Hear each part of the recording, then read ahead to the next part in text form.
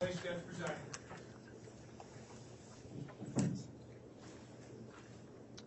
Thank you. Please be seated.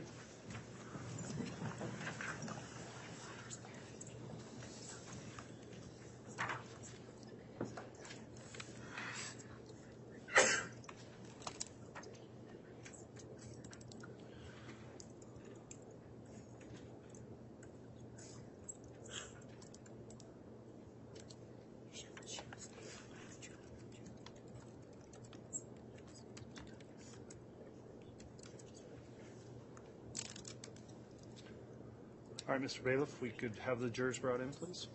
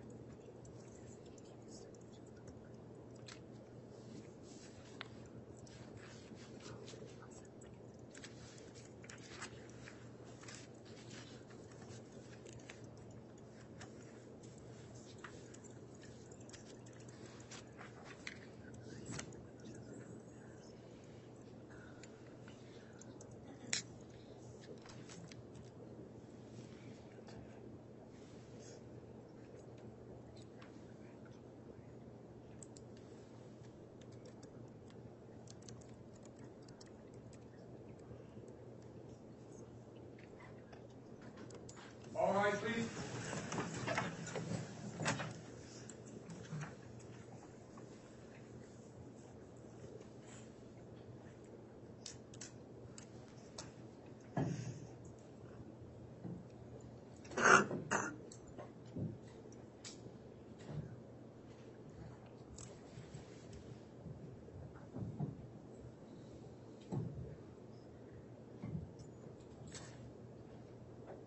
Jury's all present. Counter for your honor. All right, thank you, Mr. Bailiff. Please be seated.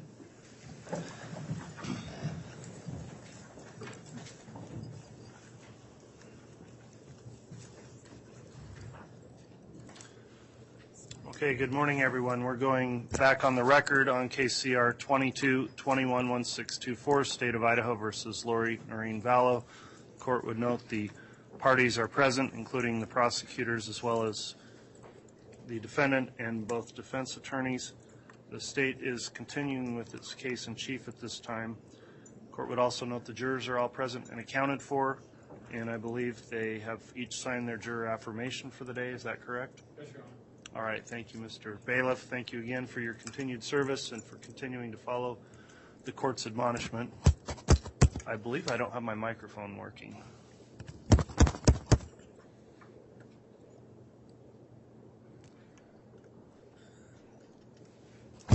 Okay, that's better. Thank you. All right. Again, thank you to the jurors for your continued service in this case and for continuing to comply with the admonishment each day as you go home. All are in attendance, so the state is continuing to present its case in chief, and I believe has another witness to call this morning. Is the state ready to proceed with their next witness? Yes, Your Honor, the state will be calling Audrey Barattiero. Okay.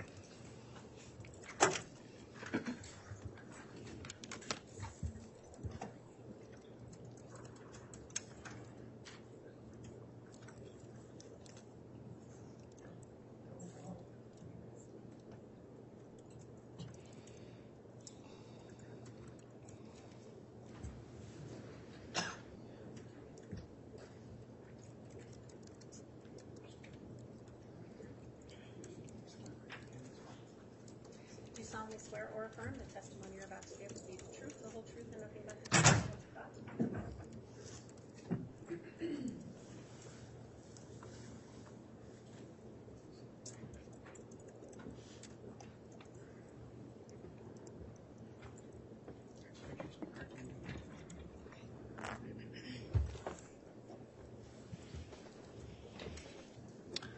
Okay, before we get started with testimony, let me just inquire of the witness now that you've been sworn.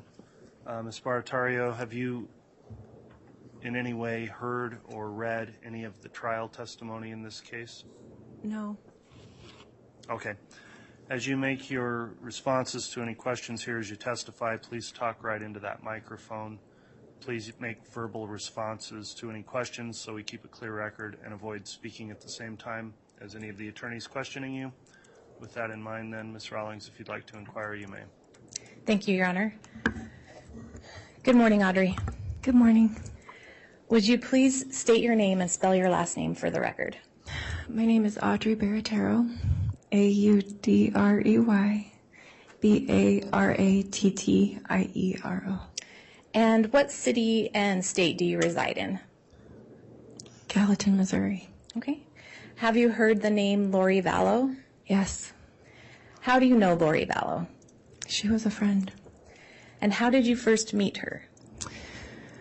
I attended a conference, the end of a conference in November 2018, and her home was offered as a place where people could stay. So that conference, I think you said, was approximately when? November 2018. Okay. And you stayed in her home during the conference? At the end of the conference, yes. Do you recall who else stayed at Lori's house? I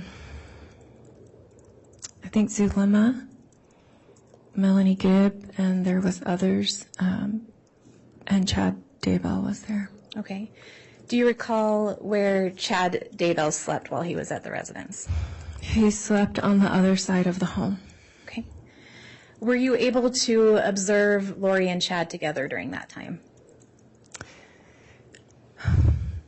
Yes and no. I observed that every once in a while they looked at each other, or there was like just a, kind of a vibe.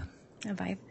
So your observations with how they interacted, can you expound a little bit more on that vibe?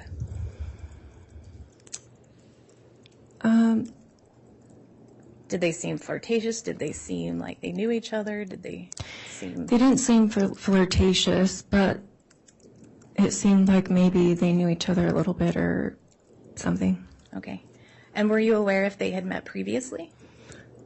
I think that they met in St. George. Okay. When did you next have contact with Lori? I believe in February, so about 3 months later or so, and Chad asked me to be her friend. Okay. So I was going to ask you how that occurred. Can you just explain a little bit how Chad asked you? He asked me to be her friend, Okay. and that she needed a friend, and I said, okay. Did he say why she needed a friend? He said that he couldn't talk to her all the time, and that maybe I could be someone to like uplift her or, be a friend. Okay. And you mentioned this occurred in February. Would that have been the February of the next year? Yes, 2019. Okay. And when you talked with Chad, how were you talking with Chad? I was talking with him on the phone. Okay. So he asked you this over the phone about Yes. Okay. And how often would you say that you talked with Lori on the phone after that? Usually it was every few weeks, but there was times that it was every couple weeks or a week, but for the most part every few weeks. Did you get to know each other over the phone? Somewhat. We talked about more so spiritual things, not as much things going on in personal life stuff. Okay. And when did you next see Lori in person? In the summertime Okay. of 2019. Summertime in 2019. What kind of event were you attending at that time? There was a event that was scriptural based and somewhere in Utah Valley, and I went to that. Okay. And I just want to back up a little bit. I think you said that Chad asked you to be Lori's friend because he couldn't talk to her all the time. Do you know what that meant? My impression was that he was trying to keep propriety because he was married. Okay. And this conference that you saw Lori at next, you said it was in the summertime. Where was that conference held? I'm sorry, can you say that again? Where the conference that you attended in the summertime, where was it held? It was held in Utah somewhere in the Salt Lake Valley. Okay. And where were you living at the time of that conference in the summer? Do you remember what month it was? I don't, but I would guess that it was in June or July. Okay. And where were you living at that time? I was living in Utah. Okay. So you lived in Utah and you attended a conference in the same state. Is that Yes. right? Okay. Yes. And do you know where Lori stayed when she attended that conference? In a hotel. Okay. Did you spend any time with Lori? Yes. Do you recall who else visited with her and you? Zulema was there, and Melanie Gibb, and there was some other women that I didn't know. And what did Lori talk about at that time? I don't remember what was talked about, but at the end of being there, she brought up wanting to work on her husband at the time, Okay. And do you know who her husband at the time was? Charles. At some point, did you go back to her hotel room? Yes, that's where she brought it up. Okay. So when you say that she wanted to work on her husband, Charles, what does that mean?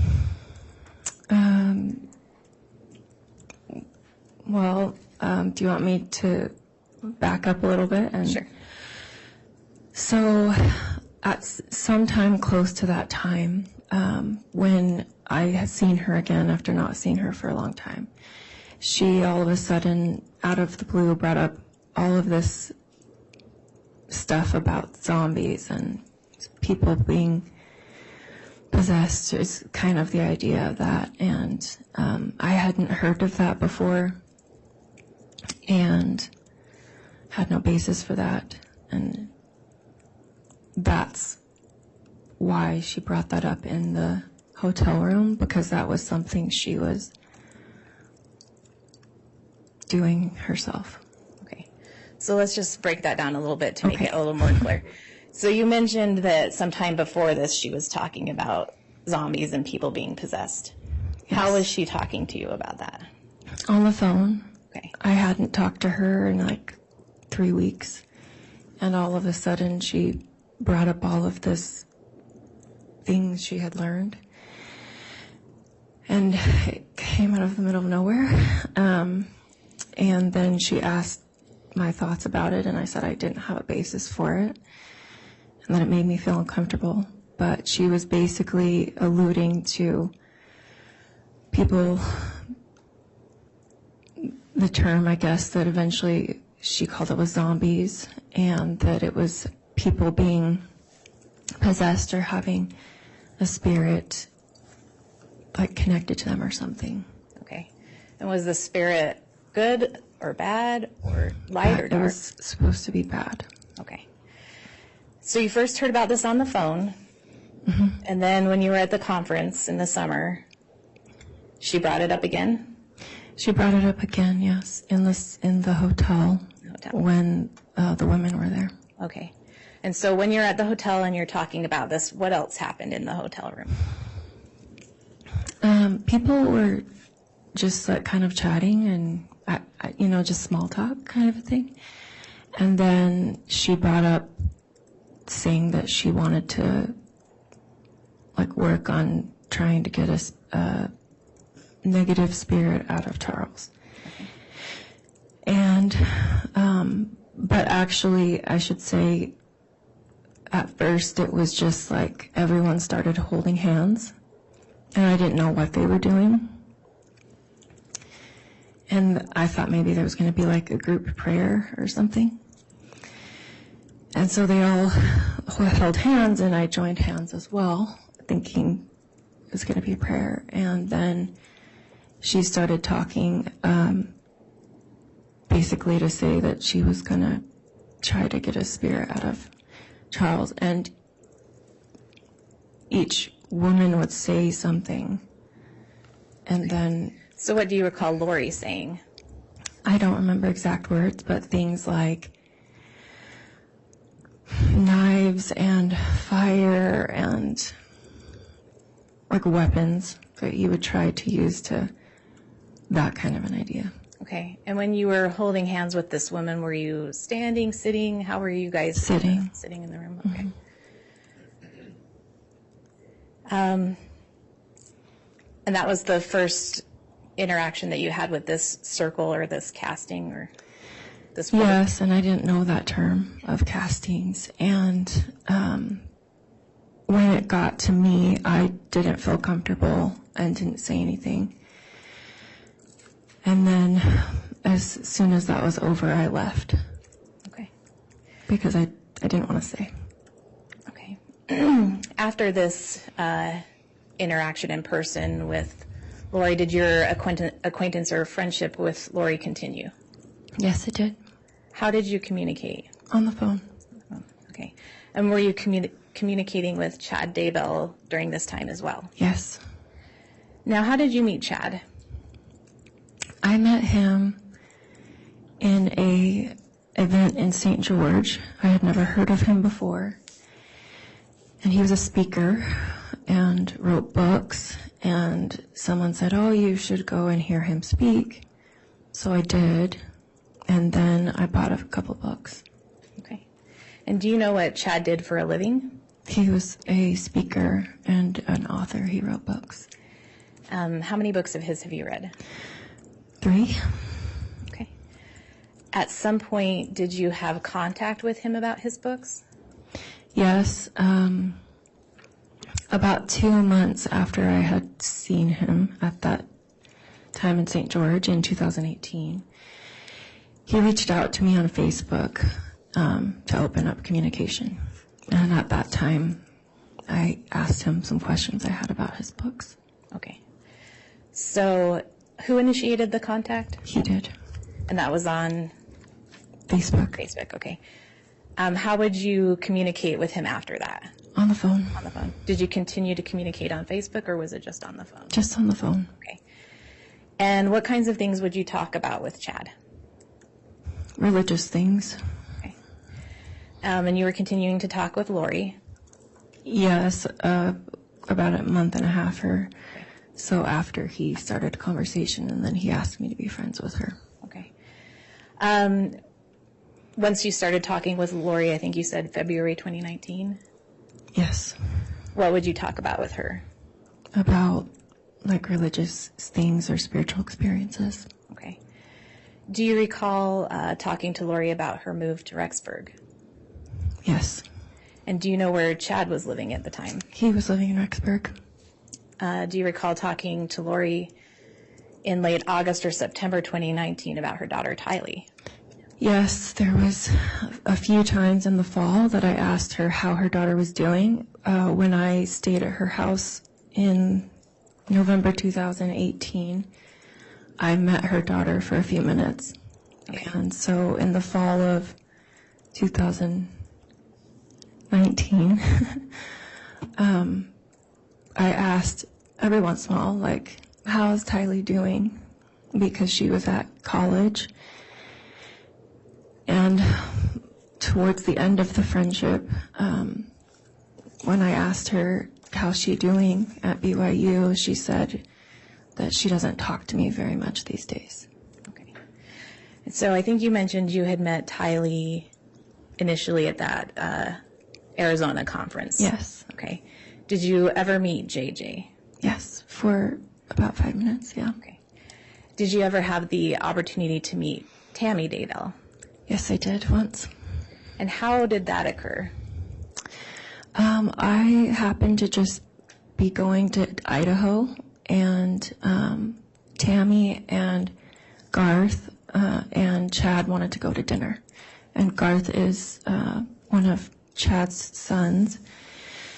And so we went to dinner, and I liked her very much. And do you know who Tammy was married to at the time that you met her? She was married to Chad. Did Chad ever say anything to you about Tammy? Yes, during the course of the friendship, he said that he had had a near-death experience years before, and that he had been told by a deceased relative that Tammy would pass away before she turned 50. Do you recall when he told you this? I would say around the end of January 2019 or in February 2019. Okay. And at some point, did he indicate to you that he felt he would get married again? Yes, he did. Did he tell you who he would marry? He didn't tell me for a while, but then eventually he said Lori. Okay. And did he discuss this with you prior to Tammy's death? Yes. What were your observations regarding that? What do you mean? What did you say to him? What did you... I asked him if he had talked to Tammy or his children about it, and he indicated that he had talked to Tammy for sure, and I don't remember about the children. Okay. Now, you mentioned when you talked on the phone with Chad and Lori, you talked about religious stuff, spiritual stuff. Did they talk about other spiritual or religious teachings with you? Besides what we've already kind of covered. Yes. Did they talk to you about prior lives or probations that Lori and he had? Yes. What do you remember about that? He said that he had been Methuselah, and he said that he had been an apostle at the time of Jesus Christ, James. Okay. And do you recall if Lori and Chad indicated a belief that they had been married in previous lives? Yes. Do you know what names they claimed to have in that prior life? I don't remember about the time when he said he was Methuselah. I remember that she was somehow around, according to them at that time. But I remember that he indicated that they'd been married at that time when he said that he was an apostle. And he said he was who? James. And do you recall who he said Lori was? His wife. And he said her name was Elena. Elena or Elena? Elena. Okay. At some point, did you move away from Utah? Yes, I did. Where did you move to? I moved to Missouri. Okay. Did Lori come and visit you in Missouri? She did. She and her niece, Melanie Boudreau, said they didn't have anything else to do and asked if they could come and see the church historical sites in Missouri. They had never seen them. Okay. Do you remember when that was? October 2019. Do you remember if it was the first part of October or later? The first part? Okay. And you mentioned that Melanie, her niece, was with her. Is that right? Yes. Okay. Was anyone else with her? No, Did you ever see Tylee with her in Missouri? I did not. You mentioned that the reason for their visit was to see some of the church sites. Yes, they said that they had some free time and wanted to go see the church sites. They'd never seen them before. Did you visit with them at that time? I did. Where did you guys visit? We went to a place called Adamandayaman and to the temple, and they went to Liberty Jail. Okay. At some point, did you also go back to their hotel room? I did. Did you stay there with them? I did stay there one night, yes. Okay. Now I want to talk to you a little bit more about this experience that you had in the conference in the summer in the hotel room. Mm-hmm. That was, I think, the first time you'd heard about this idea of zombies and people being possessed. Is that right? Yes. And do you remember when you first heard Lori use the term zombie? I don't, but it would have been in the summertime. Okay. And do you know what it meant when she was explaining this, if someone was a zombie? Yes. The idea was like the person was possessed and that there was a spirit in them that needed to be taken out. Did you ever discuss with Lori or Chad whether someone was light or dark? Yes. What did that mean? Chad had this idea that, I guess, like he would say if someone was light or dark, depending on if, like, they were predominantly a good person or if he predominantly thought that they were a negative person. Okay. Did you discuss with Lori people that she believed were dark or were zombies? Yes. And who were those people? She said her husband Charles was, and then later at the end of the friendship, she said that her children were. Anyone else? And Tammy. Okay. Yes. And so her children, can you just give me their names again? Tylee and JJ. So these included Charles, Tylee, JJ, and Tammy, is Yes. that right? Was there anyone else that she talked about being dark? Yes. Melanie Boudreau, one or two of her children. Okay. Now I'm going to go back to when you visited with her and Lori at the hotel room in Missouri. What happened there? They invited me to stay in their hotel room instead of driving back to my house, which was a distance away. And it was going great. And then basically she brought up the idea of working on Tammy.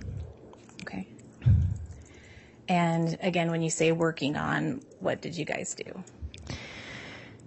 She said that Tammy had a spirit that was in her and needed to be taken out. And I told her I did not want to help and that I did not want to participate. And she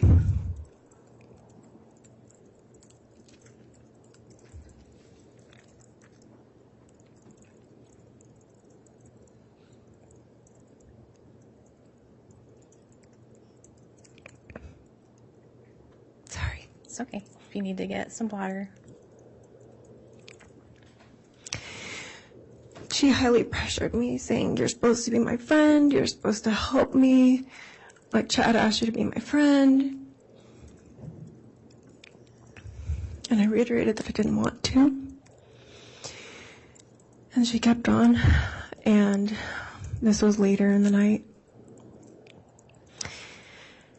And I didn't know. I didn't do those things in my own life. And I said that I would say a prayer. And basically, I said a prayer to Heavenly Father saying, okay, I don't know what's going on.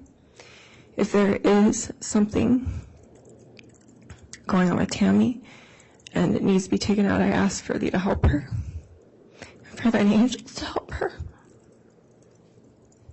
And I asked that she would be able to feel the love of God. And ended the prayer. Okay. And were you holding hands with Lori and Melanie during this circle? No? Okay. Do you remember what other people were doing besides you during this circle? They were standing or sitting. Okay. Did Lori say anything about what needed to happen to this spirit that was in Tammy? That it needed to be out. Okay. At that time, I'd never heard it before. It was, again, at the end of the friendship because I dissolved the friendship.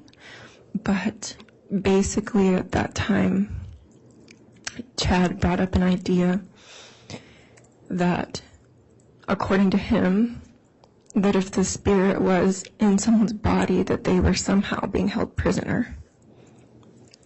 And like an idea of a cage or something, like jail. And so the first time you participated in something like this was in the summertime in Utah. Is that right? Yes. And who was that for? That was for Charles. And do you recall when Charles died? I was traveling in Europe for about a month, and that was in July, so it would have been July 2019. Okay. And after doing this other work in Missouri on Tammy, do you recall ever hearing Lori express frustration or have an explanation for why someone might have remained dark or why they were doing this multiple times?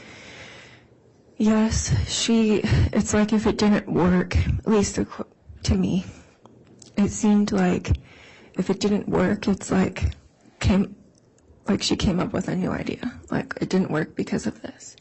Or it just seemed like it was like, oh, it's because of this, and then, oh, there's this other thing, and then, it was another spirit that got in, and it just seemed like it, I don't know, would just keep going and going and going. Okay. Do you recall receiving a text from Lori saying something along the lines of, well, we did a lot of work today, we got her out, but a new one got in, we're still working on it. Audrey, any ideas you have would be greatly appreciated. I didn't remember, but I do know, yes. Do you know what that was referencing? I believe it would have been referencing Tammy and the idea that she was saying there were spirits that kept, like I mentioned a minute ago, like, oh, it didn't work, so then she would say, oh, another one got in, and with what they were doing. Yeah. Why would Lori have been asking you for ideas or guidance? I don't know. Did you have any special knowledge or insight? No.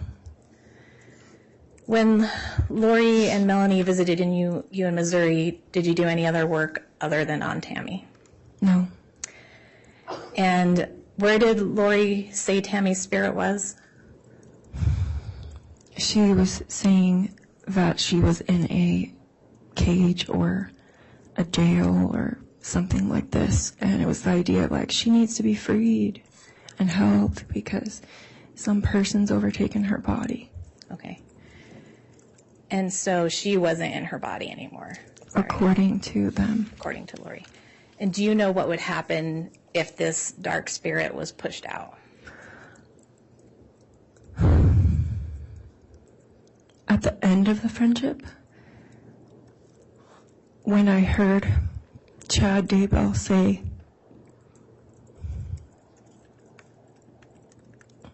something to the effect of,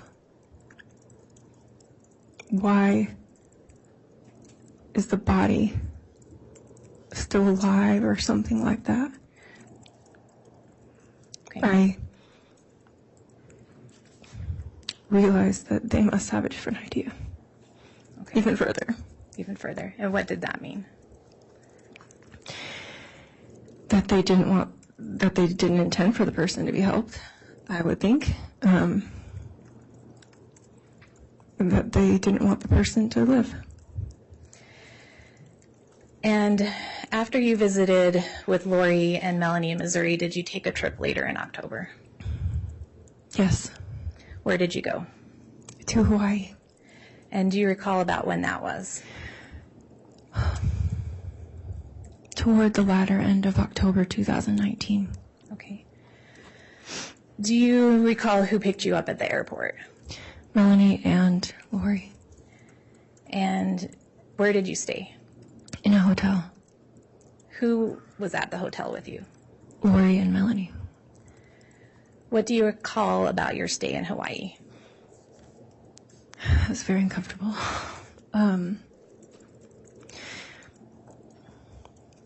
Basically, they invited me saying that Melanie was going through a hard time and that she needed a friend. And I said, I could be a friend.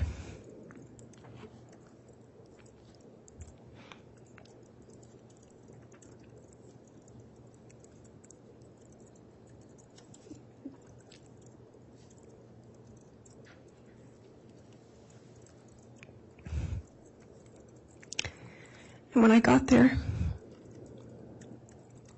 shortly after getting there, Lori told me that Tammy had passed away, and I didn't know.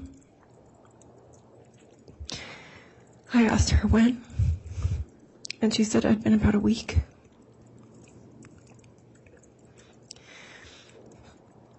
I asked her, how did she pass away? And she said in her sleep. Okay. Do you recall what other kinds of things you were doing in Hawaii while you were there? We went on a bike ride and most of the time spent time at the beach. Okay. And what did you observe about Lori's behavior while you were in Hawaii? She seemed agitated and snippy toward Melanie. And just different emotions. Other times she would like swing and be like happy, but overall her behavior seemed different. I had not seen her behavior like that. I hadn't seen her much in person, but she had been nice and very, I don't know, but at that time, she seemed agitated or, like I said, snippy. Okay. And now when Chad had asked you to be friends with her because he couldn't talk to her all the time, did you notice anything about her behavior that was related to Chad? There was times that she would get phone calls and she would leave and go talk and be gone for a long time. And I would just be sitting with Melanie, trying to keep her company. And times when she was happy, it seemed like she was thinking about him, or I think had talked to him on the phone. Okay. And did you personally talk to Chad while you were in Hawaii? Yes. Okay. And you mentioned that you heard about Tammy's death while you were there. Yes. And you heard that from Lori. Yes. When did Lori leave Hawaii? She left Hawaii on Wednesday. I had said that I was going to go home. I didn't tell them this, but I didn't feel comfortable, and I was going to go home. And when I said that I was going to go home, they said, but you just got here. And then Lori said that she was going to leave. And Melanie said that she wasn't ready to go home yet, but that she didn't want to be alone. So when Lori said that she was going to be leaving, then I said, well, I could stay with Melanie so she won't be alone. And so did Lori leave before you and Melanie did? She did. Okay. And do you know if that was planned? My impression is that the ticket was bought like the same day. Okay. Do you know where she left, where she went when she left Hawaii? She said she was going back to Idaho. Okay. When did you leave Hawaii? On Sunday that week. Okay. And where did you decide to go when you left?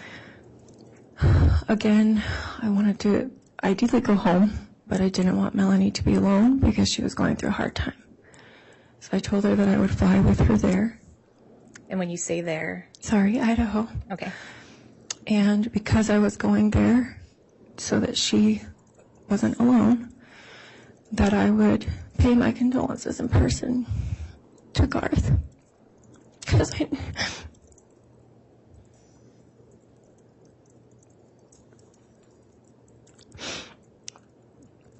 I knew that he'd been very close to his mom.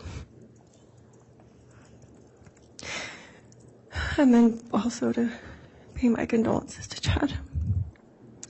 And so that's why you decided to visit Idaho. Yes. Where did you stay while you were in Idaho? In Lori's condo.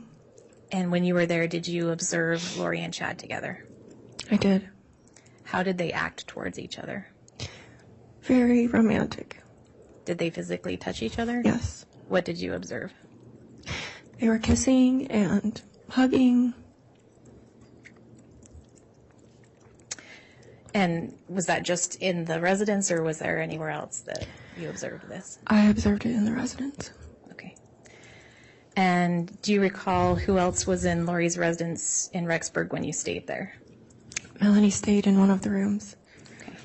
Yes. Was there anyone else there? No. Did you see Chad in the residence? At times, yes. Okay. Do you know if he slept in the residence? Sometimes he came back later at night, and so I didn't see him come back. But other times I did, and yes, he did stay. Okay. And while you were in Rexburg, did you go anywhere? Yes, we went to the temple. Okay. Who was with you when you went to the Rexburg temple? Chad and Lori and Melanie. Your Honor, may I have just one moment? Yes.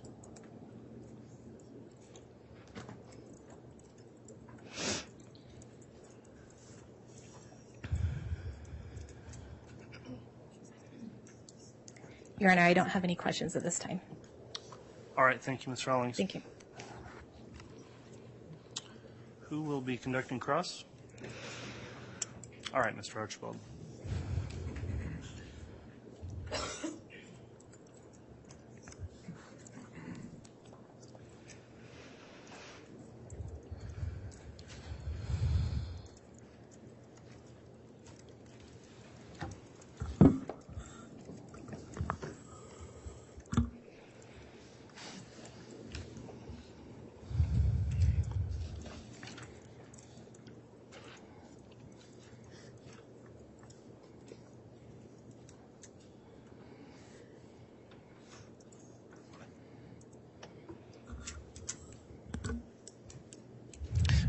Good morning. Good morning.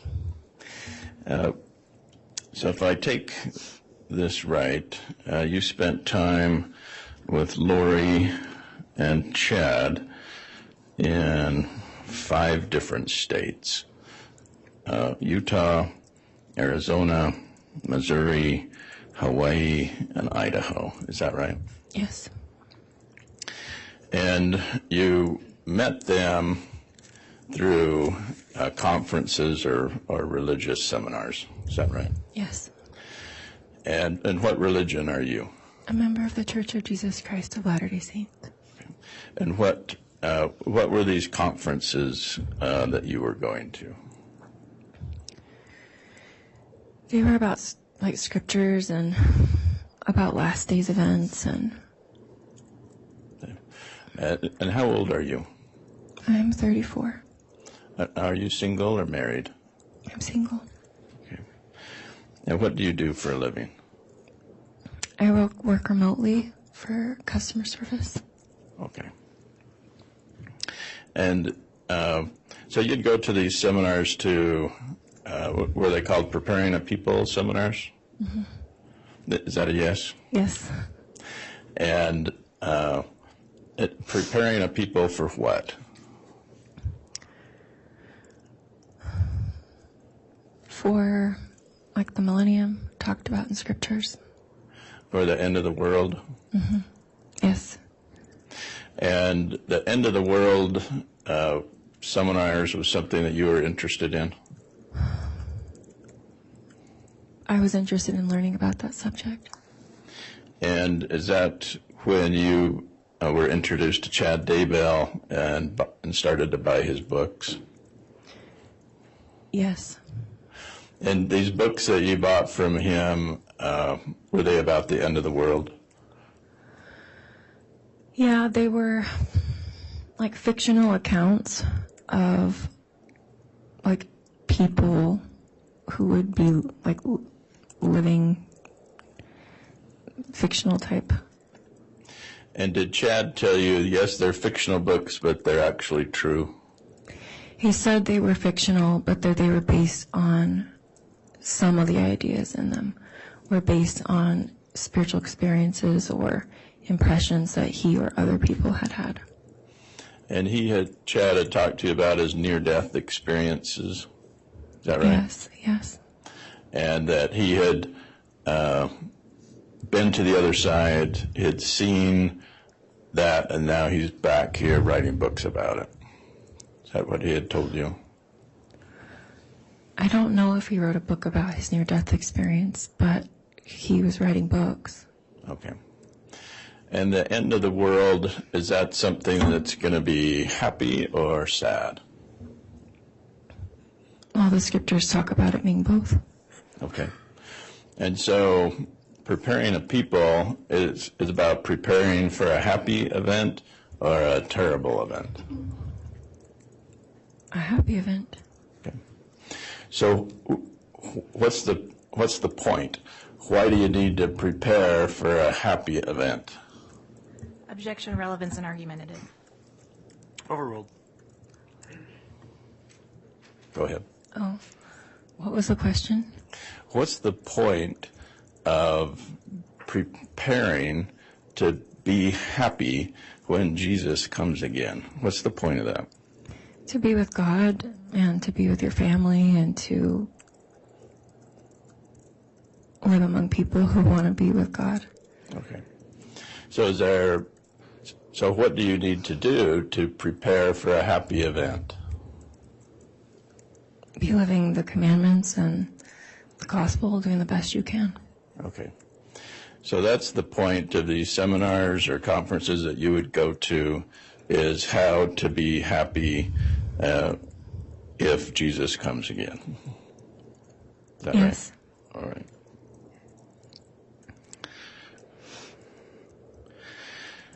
And so spending time with Chad and Lori, did you also meet Alex Cox? I met him once at the end of the friendship. And where did you meet Alex? In Idaho. Did you ever meet him in Utah? No. In Arizona? No. In Missouri? No. In Hawaii? No. Okay. Did you ever meet Charles Vallow?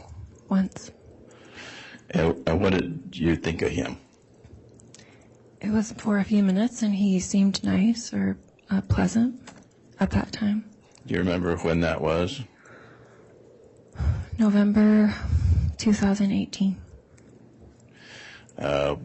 He looked to you like anyone who had a demon or possessed, anything like that? No, not when I met him. All right.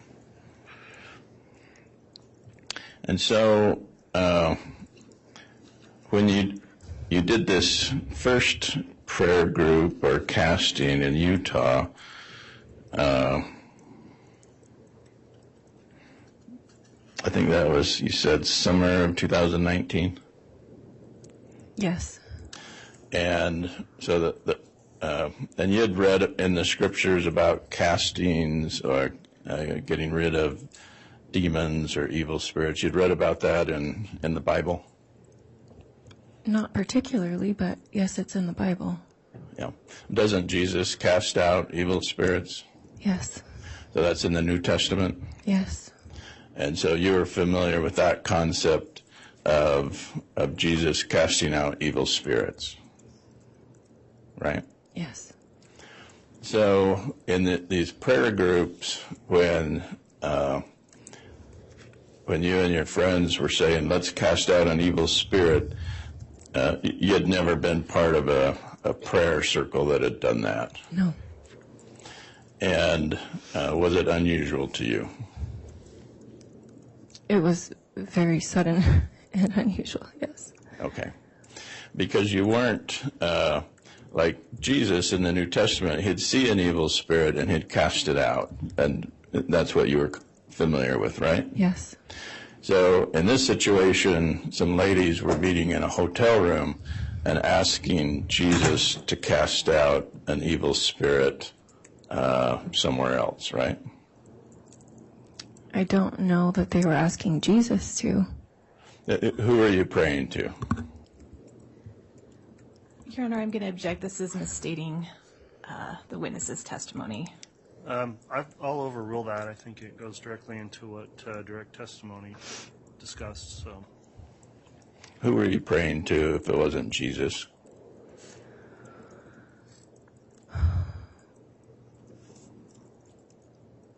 When, at that other time when I said a prayer, I said a prayer. The method that they were using didn't seem like a prayer. Okay. So were they calling upon Father in heaven? No. Were they calling upon the devil?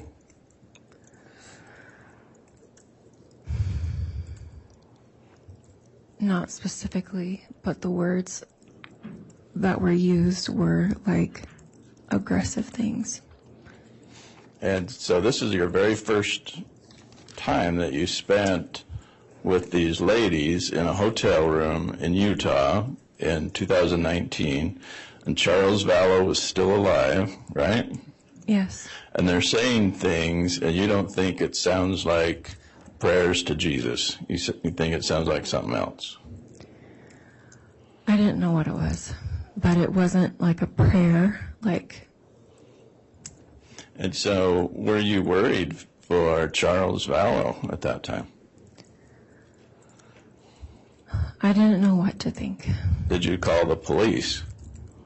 No. So did you call church headquarters? No. So you just thought, these are ladies, they're being kind of weird? Is that what you thought? Is that a yes? Yes. And so if you thought they were a bunch of weirdos, then you'd never want to hang out with them again, right? Yes, but I thought it was just, I didn't know what to think of it, and that I didn't know about it, and it wasn't my thing personally. So did you say, hey ladies, this is stupid, let's not do this? No, I just removed myself. I left right after. But yet you kept getting together with these ladies, right?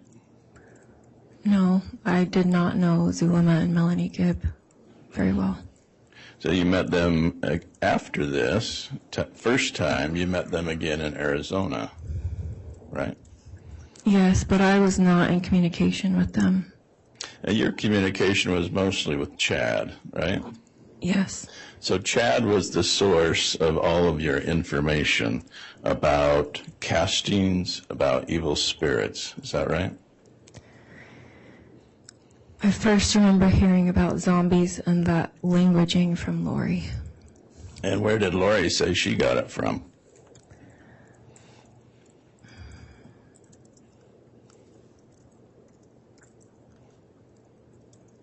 Chad, right?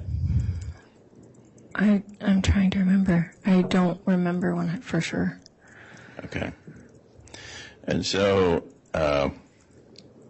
these spiritual experiences that you were, their spiritual talks you were having with Chad, did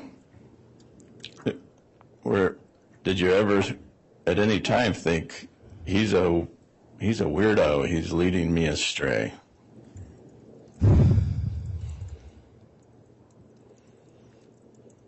At the end of the friendship, there was questions in my mind. So at the end of the friendship, you're talking about November of 2019. October. October of 2019. Yes. So in the summer of 2019, you were still a fan of his, a follower. Is that fair to say? I thought that he had information and was doing good things, yes, at that time. And you went to his seminars, you went to his conferences, you bought his books, you've messaged him on Facebook, you called him on the telephone, and you texted with him, right? He contacted me on Facebook, but yes, the rest. So you thought, this is some spiritual leader, I need to follow him. Is that right? At that time, I thought that he was someone who could help understand. And because you were following him, is it safe to say that other ladies wanted to follow him too? That could be the case. Like Lori Vallow. Yes. Like Melanie Gibb. Yes. Like Zulema Pastinas. Yes.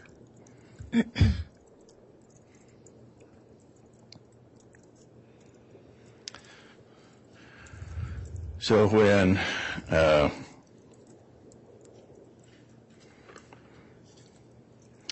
Chad told you about prior probations and prior lives, what did you think of that doctrine?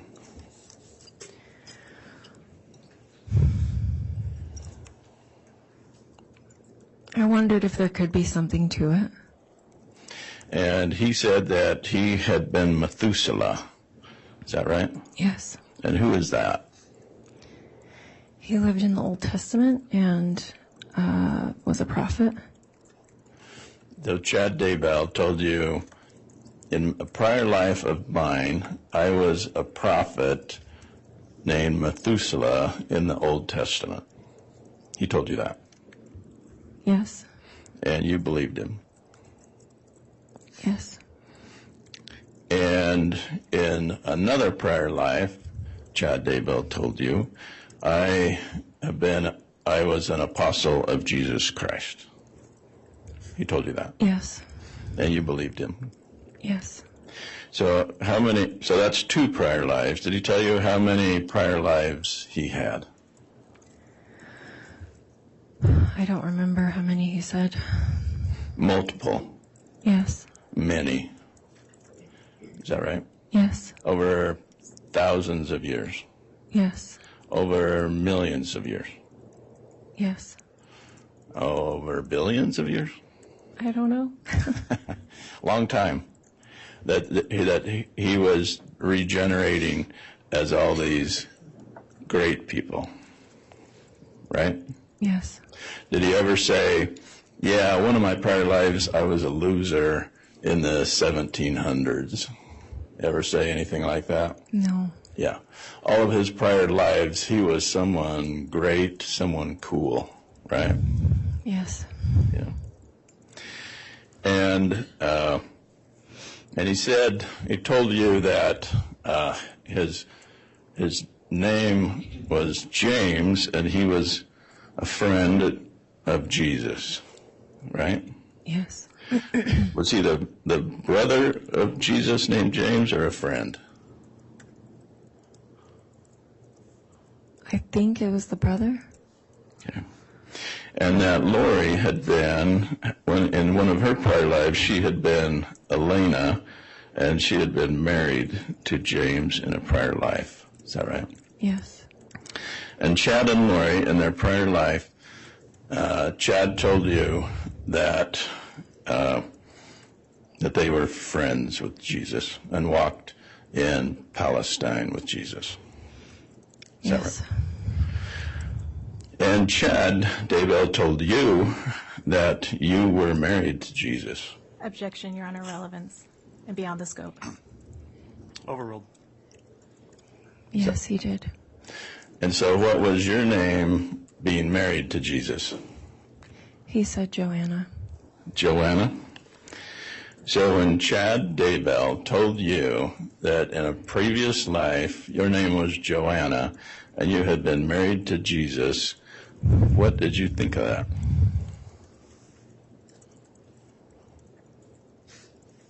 At the time, I thought it could be true because I trusted him. You thought it could be true because it sounded cool, huh? Is that a yes? Yes. It sounded amazing, right?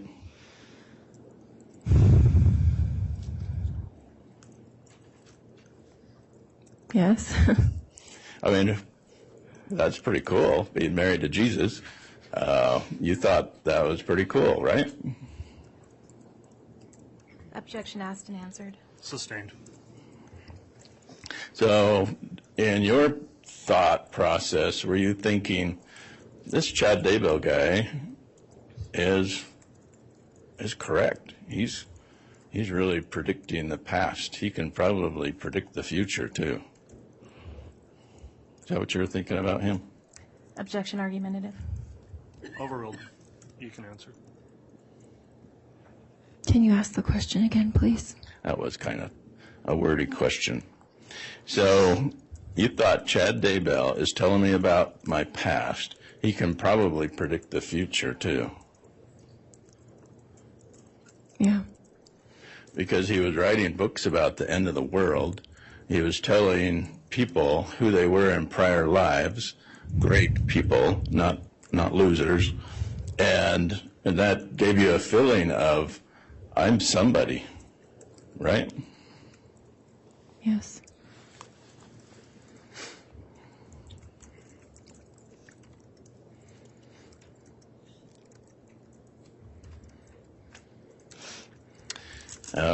Why did you move to Missouri?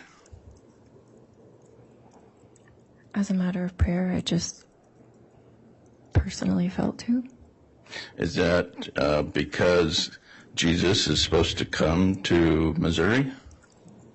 It wasn't for that reason. I was just praying and following the Spirit for my life. Do you believe that Jesus, when he comes to earth again, is going to come to Missouri? Objection. Her beliefs are irrelevant. That's sustained. You don't need to answer that question. Did Chad tell you that?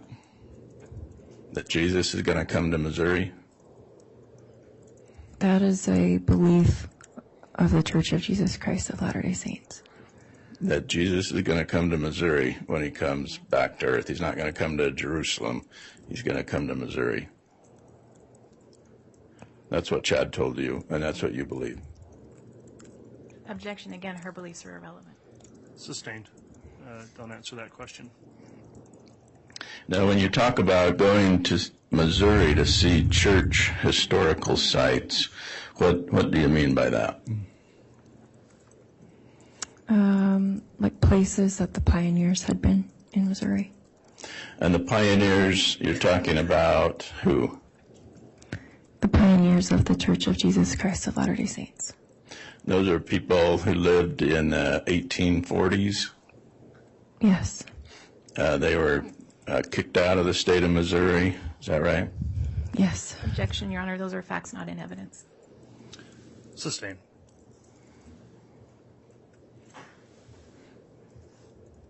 So which church historical sites did you visit? Adam on Diamond, and they went to Liberty Jail, and I don't know if they went to any others. So what does Adam Ondai Amen mean?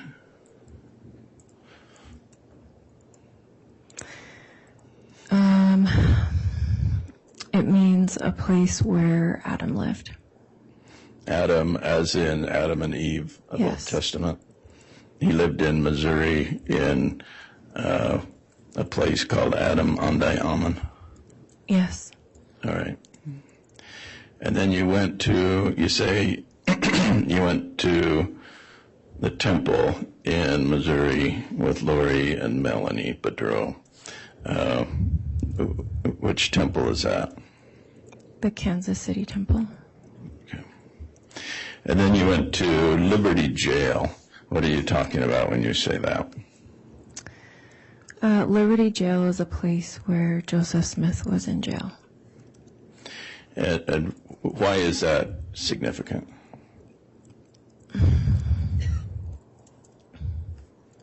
Objection, Your Honor, relevance.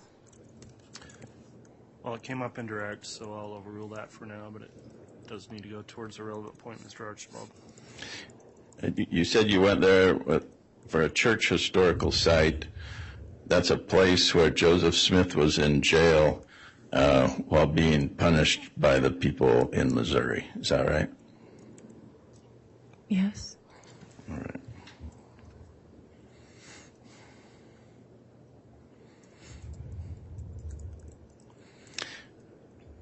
And then in October of 2019, when you're in Missouri, you were with them when they did another casting. This time not with Charles, but with Tammy, right? Yes. And so this casting in this hotel room, you and two other ladies, what do? You say you prayed to Jesus. Was there other prayers to Jesus to get rid of evil spirits in Tammy? I guess I don't know what you mean. I said a prayer to Heavenly Father, and saying that I didn't know what was going on or if there was something. Okay. But that He would help. You wanted to help Tammy. Yes. And you believed that saying a prayer to Heavenly Father would help Tammy get rid of her evil spirit. That if there was something going on that God knew, and asking for Him to help if there was something. Okay. And so were you and Lori and Melanie holding hands similar to what you did in the Utah hotel for Charles? No, I don't think so. Okay. Now, sometime during this summer of 2019, you also heard the term zombies. Had you ever heard that before, other than in scary movies? No. And did that term come from Chad Daybell? I don't know who it came from. At the time, it seemed like it came from her. Okay. And did Lori say this is something that Chad has taught? I don't remember her saying that. And how about the light or the dark scale? Had you heard of that before? No. And is that something that came from Chad Daybell? Yes. And that was his way of predicting if you're good or if you're bad. Is that right? Mm-hmm. Yes. Is that also a way of predicting if you're going to live or die? No. Okay, it was just good or bad. Yes. Right. And what was your score? I don't remember. Was it a good score? Yes, like good, yeah. Yeah. So Chad Daybell said you have a good score. Yes. But you don't remember the number, but you remember thinking, oh, that's good. Mm-hmm. Right? Yes.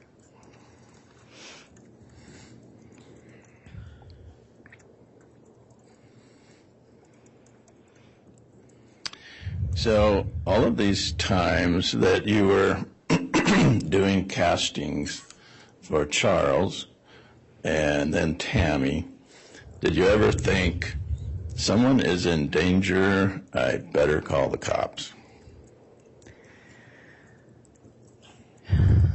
No, not until at the end when I dissolved the friendship and I felt like I could be in danger. So you dissolved the friendship when? When I left Idaho. Okay. that you'd been to Utah with them, Arizona, Missouri, Hawaii. During those 4 states, hanging out on the beach, going to seminars, you didn't feel like this is weird. You were okay with it. Hanging out on the beach? Didn't you guys go to the beach in Hawaii? Yes. I didn't think that was weird, hanging out at the beach. Well, yeah. They were friends. You were having fun with your friends on the beach in Hawaii, right? Yes, but it was uncomfortable because they were talking all the time about zombies and about Melanie's kids. And so you felt so uncomfortable around them after Hawaii that instead of going home to Missouri, you went to Idaho with them. I wanted to go home to Missouri. But they made you buy a ticket to Idaho instead of Missouri. No. Okay. But I have a big heart. No. And I didn't want Melanie to be alone because she said she was going through a hard time. Because you were a friend. You were a friend of Melanie Boudreau, right? I had only met her briefly before that. Like, the first time I met her was when she came to Missouri. But as I said, I have a big heart and try to help those around me. Yeah.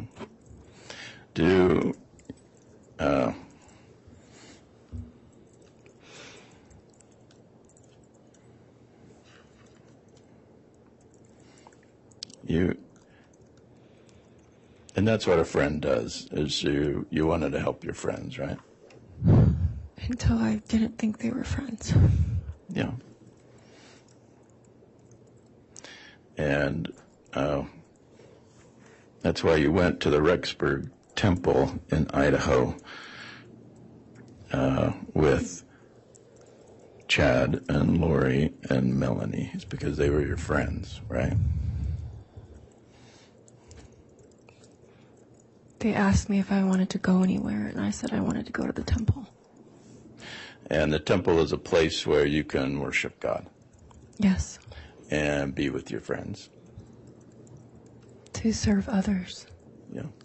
And that's why you went to the temple with them, right? The temple is a place of peace. Yeah. And so when you went to the temple with Chad and Lori and Melanie, that could have been why they went to the temple too, right? It could have been. Yeah. All right. Thank you. All right, that'll conclude the cross-examination then. Ms. Rawlings, would you like to conduct redirect? Yes, briefly, Your Honor.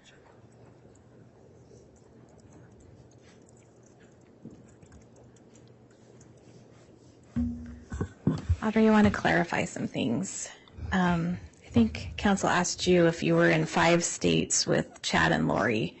Chad wasn't with you in Hawaii, right? That's correct. And he wasn't there in Missouri. No, he was not. Okay. And so when you were participating in these castings or these circles or however we want to describe them, whose hotel rooms were they taking place in? Theirs. And when you say theirs? Lori's. So it was Lori's. Yes. And she was the one who talked to you about that, right? Yes.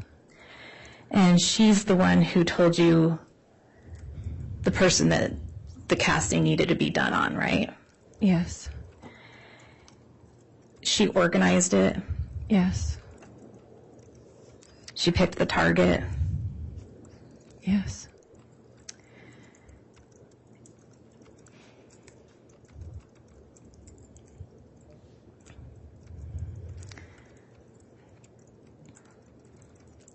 Now,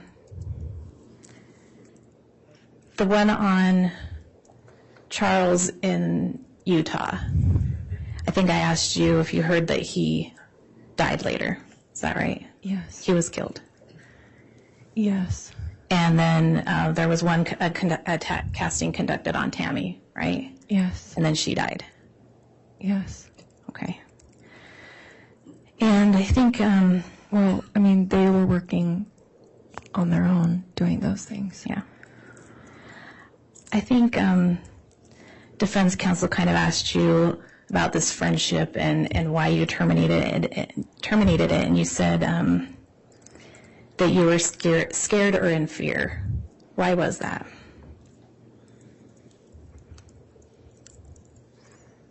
Because of a conversation.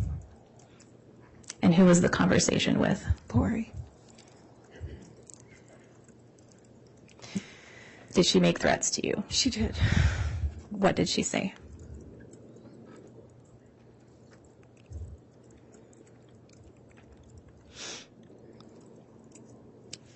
What threats did she make to you?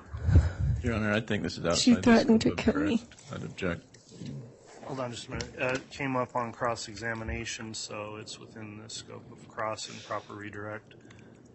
Ms. Rawlings, you can re-ask the question. What's the time and place of this conversation? And I think, Audrey, you indicated this was when defense counsel asked you why you ended the friendship, and that was in what month? In October 2019. Okay. Yes, I had already made plans to leave because I had prayed about it and it felt like I needed to leave and end the friendship. And I was leaving early the next morning. And Lori and I were the only ones in her place at the time. And I told her that I was going to go upstairs and pack my bag and just go to bed early because I didn't want to spend more time with her. And as I went to go and do that, I asked her the question, is there anything weird going on that I don't know about? And she said, no. What do you mean? And I said, I don't know anything. And she said, no. So I took her at her word because I'm a trusting person. And as soon as I turned to start to go up the stairs,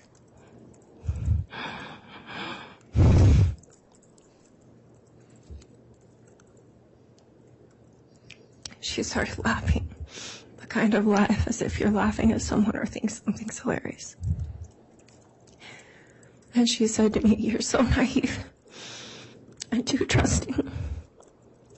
You're like a little child. You'll believe anything anyone would tell you. And she said, you think the world is all unicorns and rainbows. And you go around helping people and serving them.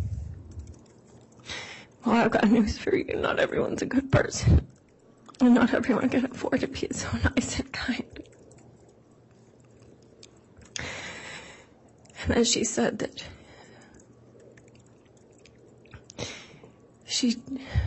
So I want to just focus on what threats she made to you. She threatened to kill me. Okay. Did she say how? Yes. She said that she would cut me up.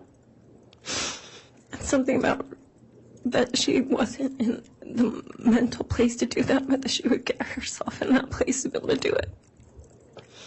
But that she didn't want to have to because it'd be so messy and there'd be so much blood. And the bleach and something about trash bags. And that she would bury me where no one would ever find me. Okay.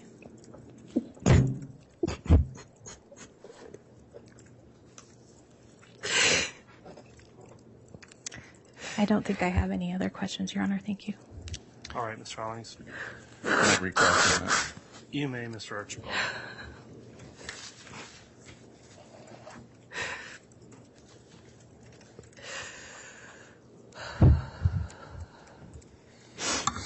So this diabolical conversation that you're having with Lori in October of 2019, was this in Idaho? Yes. You'd been with her previously in October of 2019 in Missouri, right? Yes. You'd been with Lori previously in October of 2019 in Hawaii, right? Yes. And then you followed Lori from Hawaii to Idaho in October of 2019, right? Yes. And then you decide it's time to go home to Missouri. I'm sorry. I didn't follow her. I did not follow Lori. Okay. You just happened to go from one state where you were vacationing with her to her place where she lived. But you're saying that's not follow. Objection, argumentative. Sustained. So this conversation in Idaho is before you go to the temple or after you go to the temple? After. And so you're saying she starts laughing and talks about unicorns and rainbows and that she would cut me up and put me in trash bags. Yes, she mentioned trash bags. Why? Objection calls for speculation. Overruled.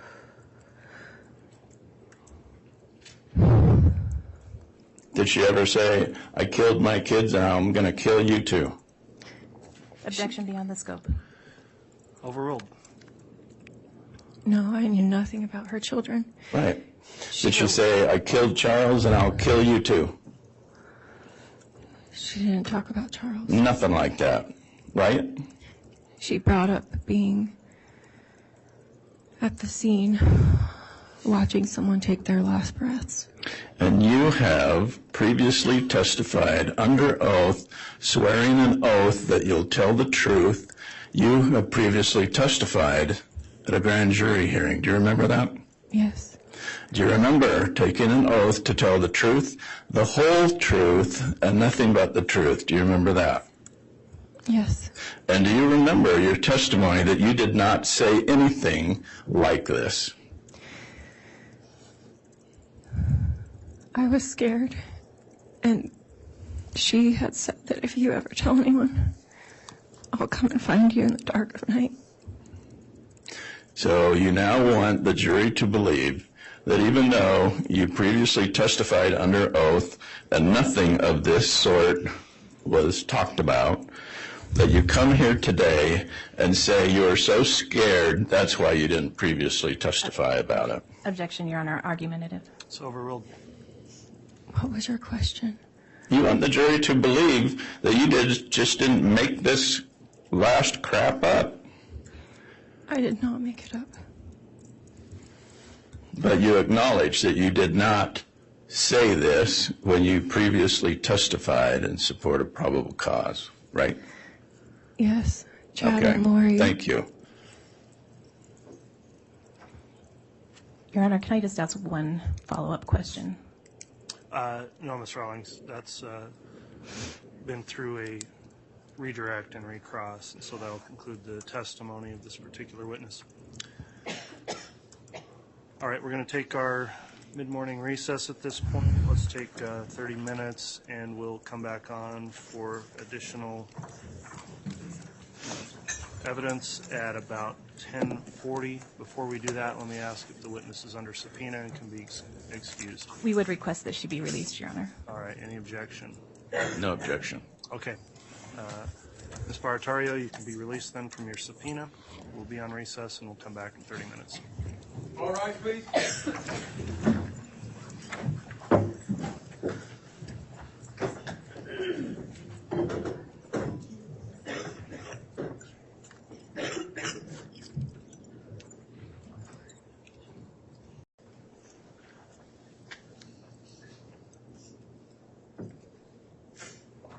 Thank you. Please be seated.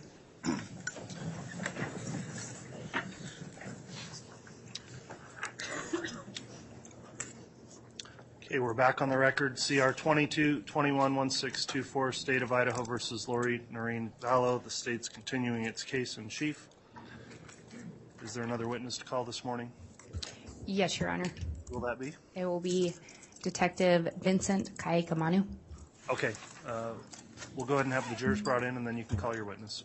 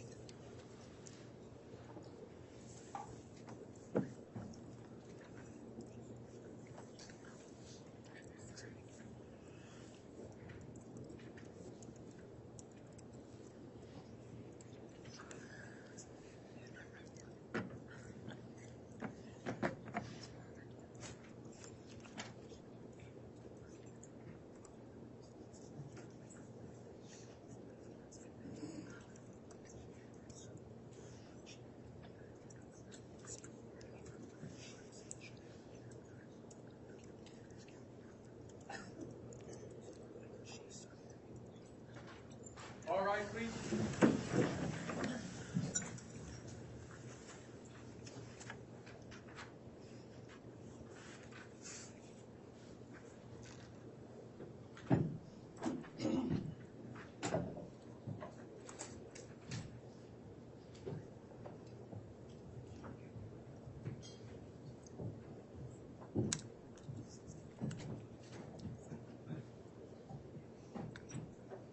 Jury's off. Count 4 yards. Thank you, Mr. Bailiff. Please be seated.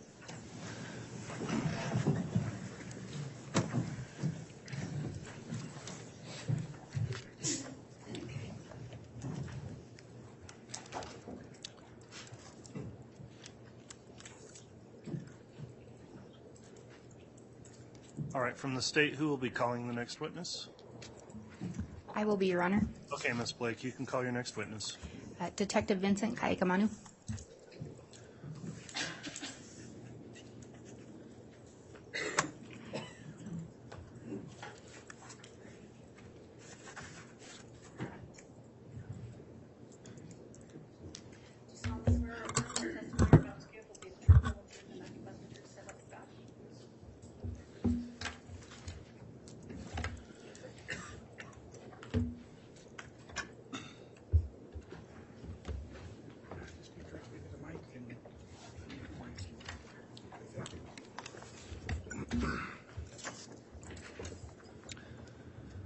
All right, before we get started with testimony, Detective Kaaiakamanu, have you viewed any of the trial testimony in this case in any way, read it or listened to it since the trial started? I have not. Okay, thank you for that. When you're being questioned, please talk directly into the mic, use verbal responses for questions, and please don't talk over the top of any attorney questioning you so we can keep a clear record. With that in mind, Ms. Blake, if you'd like to inquire on direct, you may.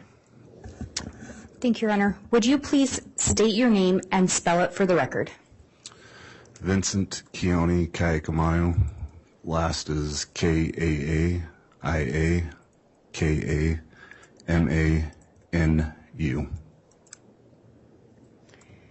Where are you currently employed?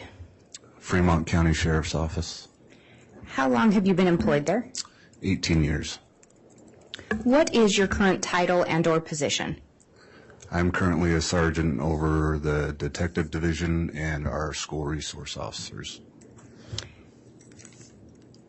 Have you held prior positions within the Fremont County Sheriff's Office? I have Before moving over to the detective division, I was a supervisor over patrol division. Before that, I also worked in our jail. Do you have any specialized training in order to be a peace officer? I do. I attended the Idaho Post Standards and Training. I went through several other trainings that included homicide trainings, child sex cases, narcotics investigation. I also hold a certificate in my advanced certificate, my intermediate certificate, my supervisor certificate, and command training certificate. Do you recall receiving a phone call in the early morning hours of October 19th of 2019? I do. Who called you? That morning, I actually missed the call from Deputy Greenhalgh. Once I noticed I missed the call, I called her back. And was that call about an unattended death? Yes. Did you learn who the decedent was? Yes, I did. And who was that? Tammy Daybell. And can you tell us why Deputy Greenhalgh had reached out to you? So that night I was the on-call detective, and that's why she gave me a call. And you say you'd missed the call. Was there a reason that you missed the initial call? Earlier that night around 11 o'clock, I was called out to assist Idaho Falls PD in an officer-involved shooting. I was down there till about 4:30. Once I got done with that, came home and fell asleep and missed her call. Did you call her back shortly after that? It was approximately about an hour and a half. When you did reach her, do you know if she'd already been in contact with another detective with Fremont County? She had been in contact with Detective Mattingly. And do you both take calls when you're not on duty? Yes. And you indicated that you were down assisting with an investigation in an officer-involved shooting. Do you also assist other agencies as part of your job duties? I do. When the deputy called you that night, was that standard procedure at the time or common practice? It was common practice, yes. Did she indicate anything to you regarding there being any suspicious circumstances surrounding the death of Tammy Daybell at that time? At that time, she did not. When I got a hold of her, she had already informed me that she talked to Detective Mattingly as well. I asked her if there's anything out of the ordinary at the house, if Tammy Daybell's body was anything suspicious with it, if there's any forced entry into the house. She informed me there was not. She also informed me that there were 2 coroners on scene as well. And again, she had already talked to Detective Mattingly before myself.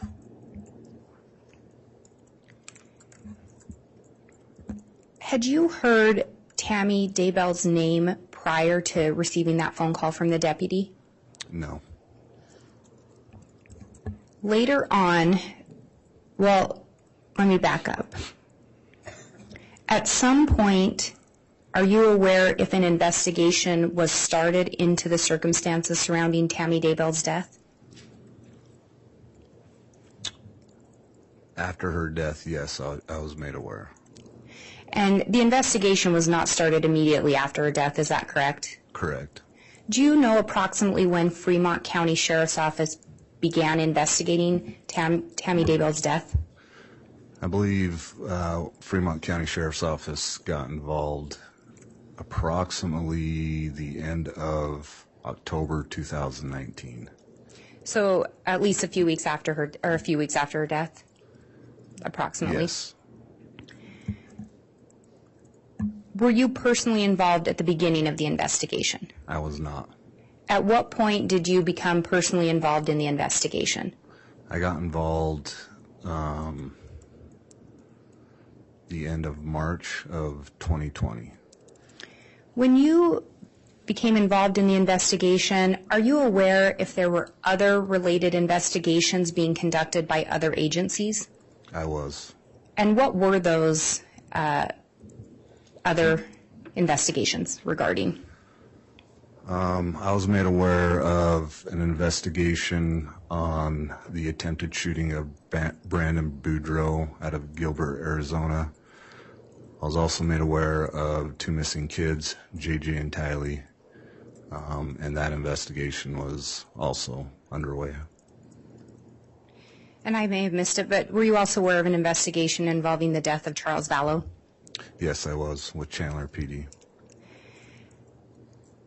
Would it be fair to say that this became a joint investigation? Yes. Did you also assist in the investigation regarding the missing children? I did.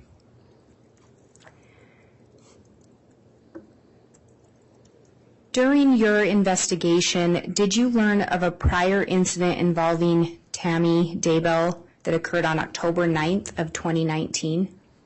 I did. And what did you learn regarding that? Once I got involved with this investigation and looking further into other reports, I was made aware of an attempted shooting on Tammy Daybell. And that had occurred on October 9th of 2019? Correct. Were you personally involved in that investigation? I did not respond to that, no. As part of your investigation into the death of Tammy Daybell, did you review that incident? I did. As part of your duties and involvement in the investigation, did you also review some documents that were recovered from a device belonging to Tammy Daybell? Can you re-ask that? Yes. As part of your investigation, were you involved or did you review some documents recovered linked to Tammy's phone and or her email account? I did. And do you recall reviewing a message that Tammy Daybell had sent to her son, Mark Daybell? I did review that, yes. And, Your Honor, I'd ask that the court and the witness be handed State's Exhibit 291. Defense should have a copy. I have a copy here for the witness to review for the court and a courtesy copy for Your Honor. All right, thank you.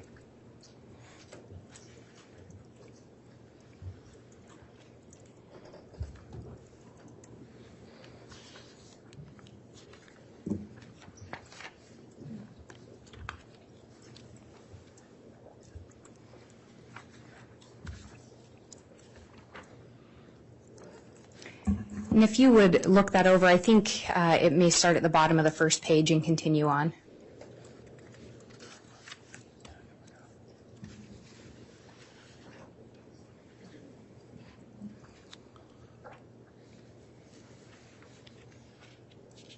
Okay, yeah. Do you recognize that message? I do. Have you seen it before? I have. Your Honor, the State would move for the admission of State's Exhibit 291. Any objection? Yes, Your Honor, may I have voir dire? Yes. So as far as this Exhibit 291, how did you come into contact with this exhibit? I came in contact with this exhibit through a warrant that I did on Tammy Daybell's email. Okay. And you used this exhibit during the course of your investigation? Not this exact exhibit, no. Okay. Judge, I'm going to object that he doesn't have personal knowledge of it, and it's not proper to bring it in with him. And, Your Honor, if I may respond. Yes, Ms. Blair. I believe it's actually, and I should have probably clarified this, I believe it's already been admitted under State's Exhibit 108, which was the admission of the email linked to Tammy Daybell. This is simply an extraction from that exhibit and has been provided its own exhibit number. Then I would object to it being cumulative. And, Your Honor, it has not been testified to. It's simply been provided as part of a global exhibit. And as to the first objection by him, I think the detective has identified this as a message he reviewed. This was reviewed as part of a phone extraction, which we simply can't pull over, that we couldn't bring in the exact phone extraction. So it's a copy of that. All right, I'll need a moment, I think, to review what is Exhibit 108. Can you explain a little more about what 108 is? 108 was done with a business record certificate, is my understanding, and it contains the email, the information retrieved from that email search warrant that the officer referenced, that the detective referenced. All right, if you'll give me just a moment, please.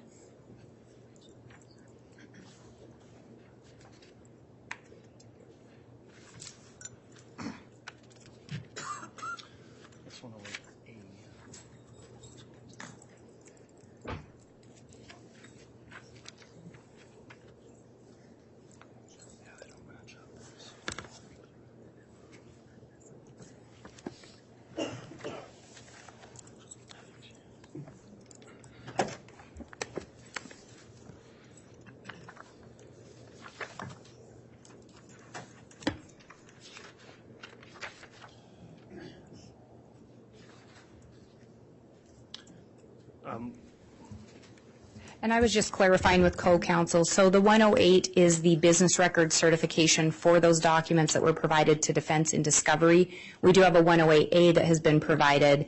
This was given its own exhibit number of 291, but it could be 108B. It's under that same business record certification. Judge, I'll just renew my objection that it's cumulative. If we need to use 108, then we should use 108. And again, to clarify, 108 was only the business record certification, not the full records being admitted. I believe we'd done the certificates in order to be able to admit portions of those without admitting the full record. 108 corresponds to the Fitbit information. It should also reference tammy.daybell@gmail.com as the email.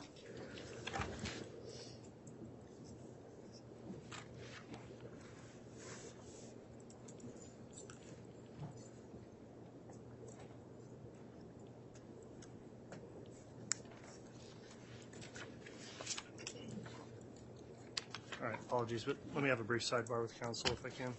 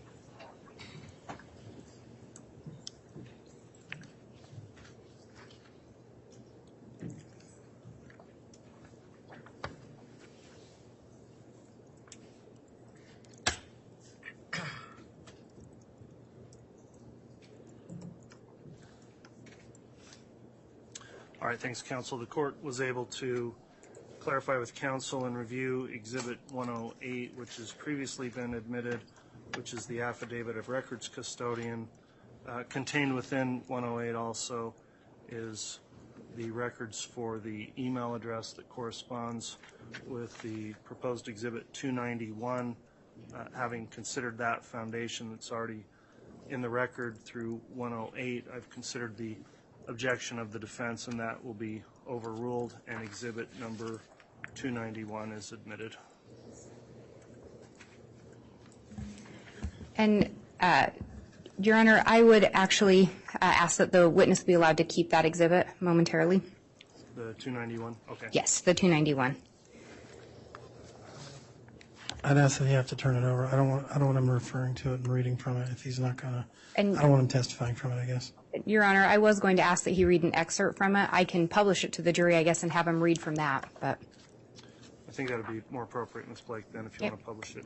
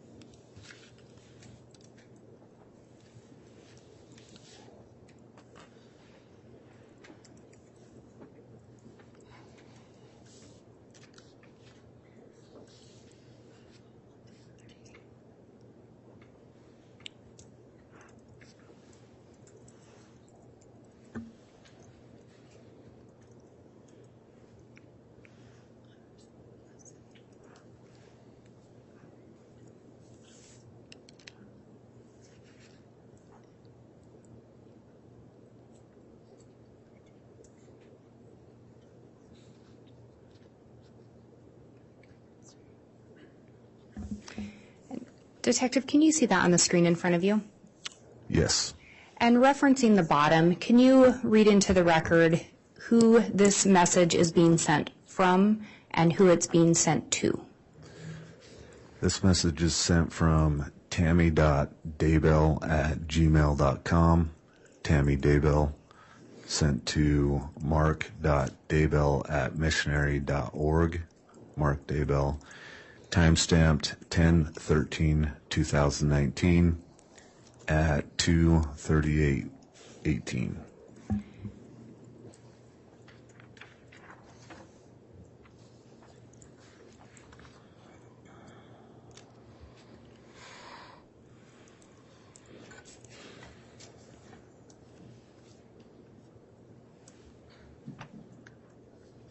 And can you also see that on the screen?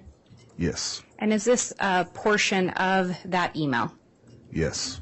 And could you read that into the record, starting with the now? Now, on the same day, I was coming home from clogging. It was about Your Honor, I'm going to object. I think we need some context as to who's speaking, who's writing this, what's going on. Your Honor, he already indicated who the message was being sent from and who it was being sent to. Yeah, the objection's overruled. If you want to go ahead and start again there. Yes. Now, on the same day, I was coming home from clogging. It was about 9:15, and I backed into the front driveway. I was getting some items out of the back seat. We had made freezer meals at enrichment night, and my clogging shoes. I realized someone was by the back of the car. I looked up, thinking it was Dad or Garth to help me carry stuff in. Nope. It was a guy dressed in black with a ski mask on, pointing a rifle at me. I think I was a bit in shock because I just said, "What do you think you were doing?" Then I noticed a rifle was actually a paintball gun. It had a hopper on the top. The guy started pulling the trigger, and I could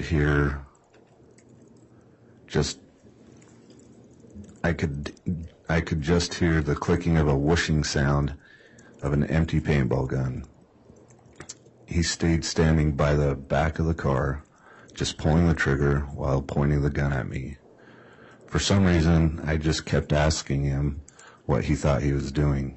At that point, I was actually more annoyed than scared, because he was standing between me and the door, and he didn't step towards me or even say anything.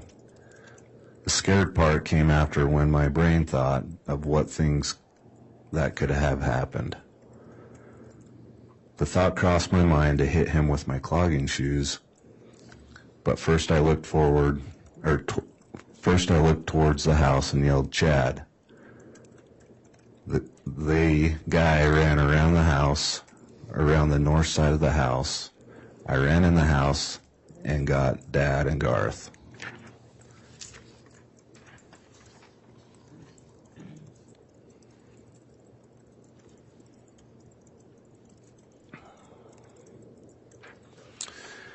They looked outside, but we couldn't find him. We called the police and reported it. They suspect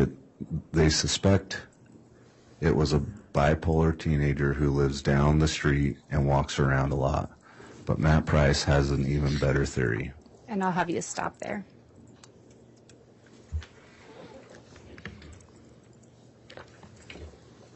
And through your investigation, you had reviewed that email? Correct. And that appears to be, in Tammy's own words, a description of the events of October 9th, 2019? Correct.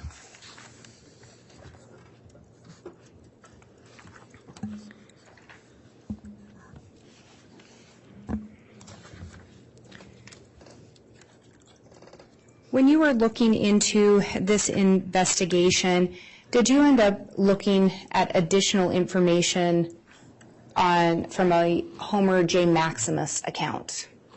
I did. And Your Honor, I have what's been marked as State's Exhibit 107B, if I can have the court, and I think I'm missing a courtesy copy for Your Honor, so I apologize. This is going to be a PowerPoint exhibit, so the actual exhibit would be on a jump drive, but if I could have the witness shown a copy, defense has been provided a copy, and there's another copy for the court.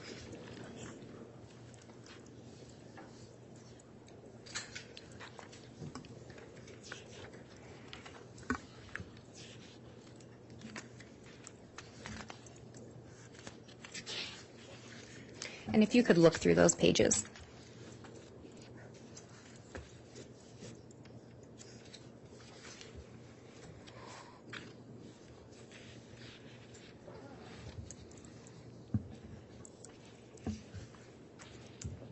And do you recognize those pages? I do.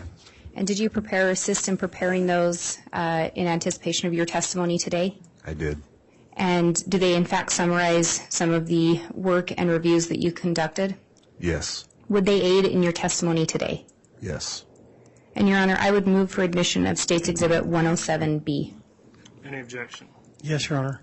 I believe that Detective Kaaiakamanu is going to use this to not only reference different things in his own knowledge, but he's simply going to read from it. This is what the state's been doing in the past.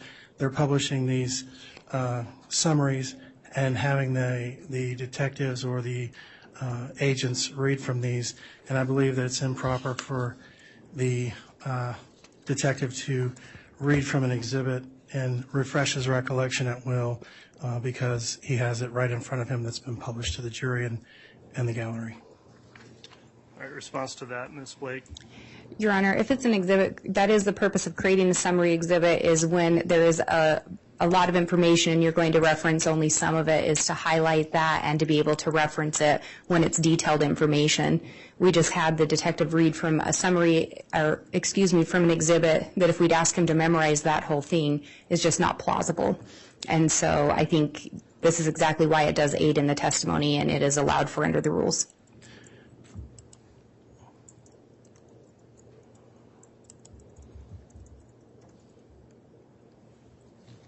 All right, the court's reviewed Idaho Rule of Evidence 1006 and would note that it does provide for the use of summaries if there is contents of voluminous writings, which has been established through the foundation.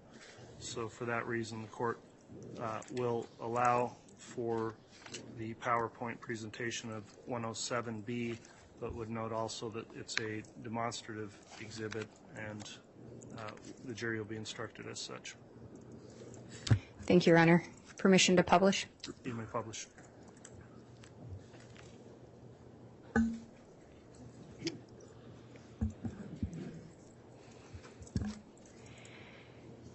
And I think I'd ask, so just to clarify, did you review some search history linked to a Homer J. Maximus account? Yes, I did. Did you determine who is identified as owning or being linked to the Homer J. Maximus account? I did. And who is that? Alex Cox. And through your investigation, did you learn who Alex Cox is or was? I did. And who is that? Alex Cox is the brother to Lori Vallow Daybell and is also the uncle to JJ and Tylee. And in looking through these searches, were there some searches that stood out to you? There were. And what were some of the searches that stood out? So throughout our investigation, this was But I'm going to object that he's just going to read directly from the PowerPoint. And Your Honor, I don't even think he started to read from it. He was providing explanation. All right, I'll keep the objection in mind, but you can go ahead and answer the question, Detective. Throughout our investigation, this was an ongoing and a joint investigation with several different agencies: Fremont County, Rexburg PD, Arizona, and the FBI. Throughout the investigation, I learned of the attempted shooting on Brandon Boudreaux.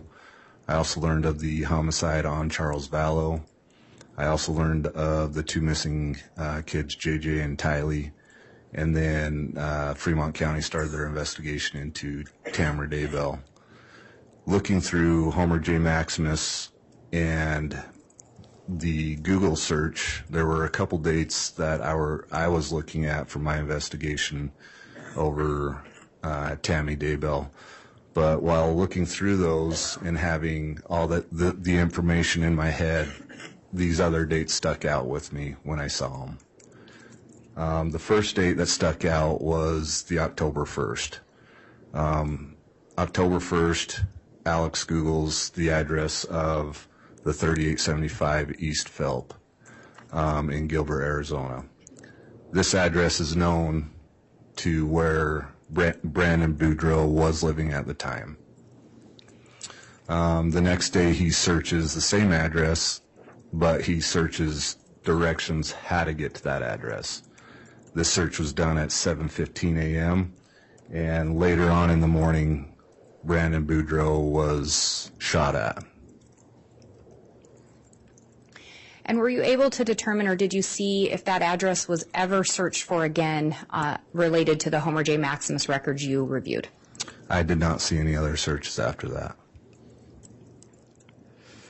And you had talked about some specific dates that you were looking at involving the investigation into Tammy Daybell's death.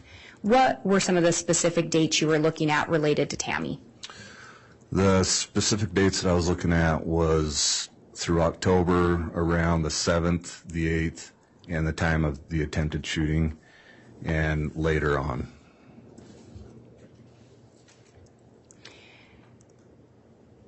And in talking about that attempted shooting, were there some searches that drew your attention?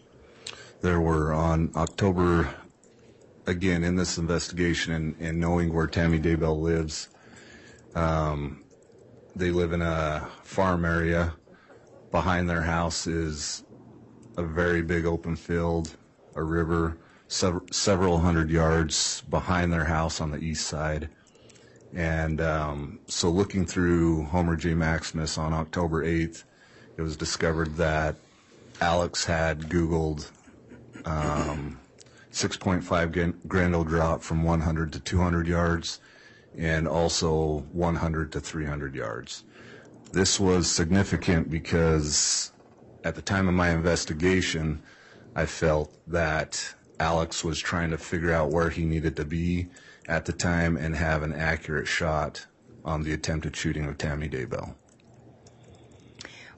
And at some point, did you learn or did you review where Alex Cox's data location showed him to be on October 9th, earlier in the day? Yes, earlier in the day, Alex Daybell was shown with... And I think, sorry to interrupt, I think you said Alex Daybell. Do you mean Alex Cox? Correction, yes, Alex Cox.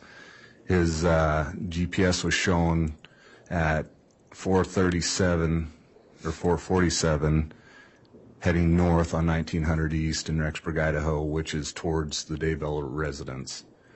Once he gets by that residence, which is 200 north, he takes a right, which is heading east to Highway 20.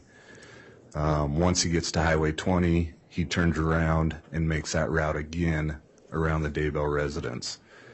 This all happens in between the 4:47 time and the 5:03 time. During my investigation, what I feel that he was doing was scoping out the area of Tamara Daybell's home. Objection. This is speculative. I will sustain that, and Move to strike. the answer will be stricken, and please don't consider that last response, ladies and gentlemen of the jury. Did you review any searches conducted on the Homer J. Maximus account for October 9th of 2019? I did. And what, if anything, about those caught your attention? Alex Cox on that day also Googled how to make a ghillie suit, on that date he searched the muzzle energy of a 6.5 Grendel and I'm going to object to him. I'm going to object to him identifying it, that whoever was making these queries as being a specific person. I don't think he can prove that. I think that's speculative. All right. I think there should be a clarification that these were searches attributed to the email, but maybe not that we knew an individual made the searches. Thank you. And just to clarify, these searches were conducted on the Homer J. Maximus account? Correct. And who was that account linked to during your investigation? During my investigation, that account was associated and linked to Alex Cox. And on October 9th, what about the searches conducted on the Homer J. Maximus account caught your attention? On the 9th, it was the muzzle energy of a 6.5 Grindle. It was also the sizing of Frog Togs, the pants. This was significant. That same day, the Homer J Maximus.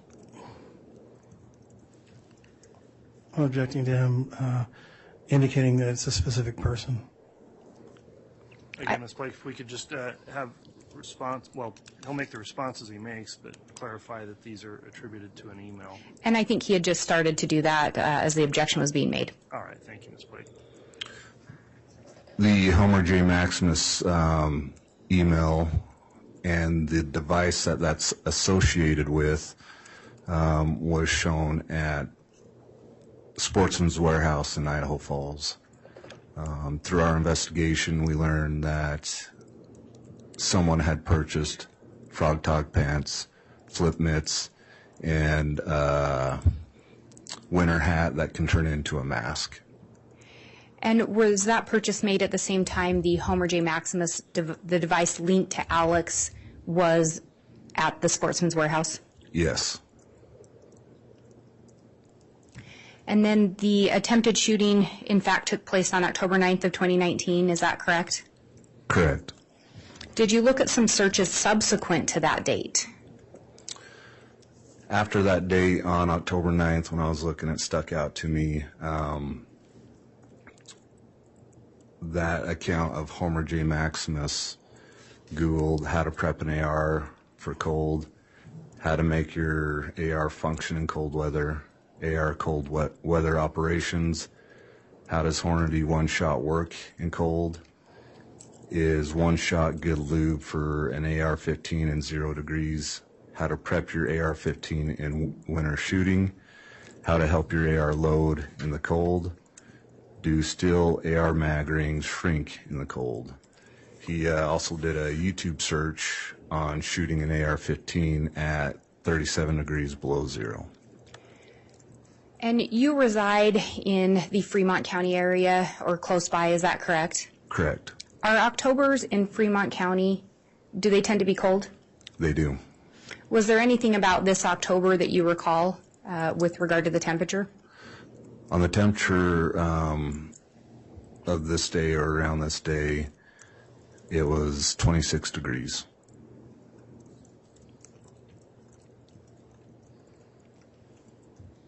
Did you find additional searches conducted subsequent to that October 9th attempted shooting?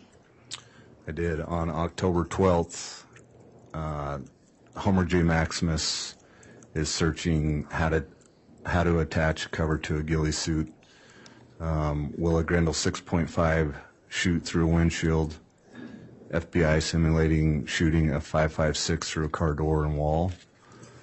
What caliber will penetrate a windshield? 2008 Dodge Dakota steel body thickness. What gauge steel are the doors on a Dodge Dakota made of? How thick is 22 gauge steel? How to drill baffles to make suppressors. And Your Honor, I'm going to object to all of these answers. He's just been reading from the exhibit. It's not coming from his memory, it's coming from the exhibit. Well, I think there should at least be a reference. I think summary's been admitted, it's allowed to be referenced, but there needs to be distinguishing between either personal testimony or simply taking information straight from the exhibit. And those searches are designated on this slide, is that correct? Correct. And they were searches you discovered through your investigation, is that correct? Correct. When we look at those searches, what about some of those stood out to you in this investigation? The ones that stuck out to me were the searches on the Dodge Dakota. Tammy Daybell and Chad Daybell had a 2004 Dodge Dakota registered to them. Tammy Daybell also drove that 2004 Dodge Dakota. And do these appear to be searches by someone attempting to figure out what it would take to shoot through a vehicle? Yes. As part of your investigation, did you also review records obtained from the Fremont County Sportsman's Club gun range? I did. Were you able to determine if anything linked Alex Alex Cox to having gone to that sportsman's club? Yes, Alex Cox went to the Sportsman's Club in St. Anthony, Idaho, which is a gun range, 5 times through October 7th through the 15th. He never signed in as his name on Alex Cox on the sign-on sheet. He did sign in with I'm going to object to speculation, Judge. And I can ask some clarifying questions, Your Honor. Okay, thank you, Ms. Blake. We see on this slide that we're referencing there's a date and a time, and then C. Quint. Were you able to determine what the relevance of C. Quint? The relevance of C. Quint is the license plate, except one letter to Alex Cox's vehicle. And are you aware during the investigation of location data placing Alex Cox's device at the Sportsman's Club on these same dates? Yes.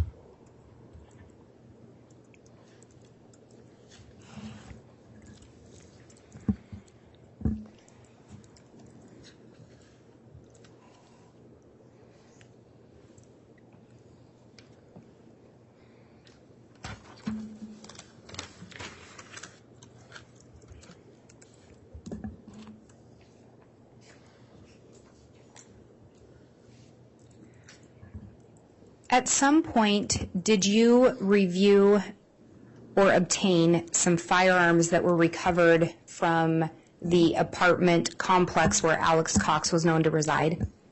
I did. Were you involved in the initial search, the execution of the initial search warrant recovering those? I was not. Did that in fact occur prior to your involvement in the investigation? Yes. At some point, did you observe firearms that were recovered during that search? I did. Did you, and what, if anything, did you do in relation to those firearms? Those firearms were taken from the warrant that was served at those residents for safekeeping. Rexburg PD could not leave those there. Throughout our investigation, it was determined that possibly the attempted shooting on Tammy, and after having those firearms in Rexburg PD, I obtained a warrant to seize those weapons for evidence. And did you in fact seize those weapons? I did. And have they been kept at the Fremont County Sheriff's Office? Yes. Until recently? Some of them may be being held in evidence here in Boise. Correct. Were certain of the guns of more significance to you with regard to this investigation? Yes. Did you photograph some of those firearms? I did. Do you believe if you were shown a photograph that's purported to depict some of those firearms that you would recognize it? Yes. Your Honor, I would ask that the witness be shown, and I'll have them shown two exhibits, 281A and B. And defense already has copies of these. And there's a courtesy copy for Your Honor.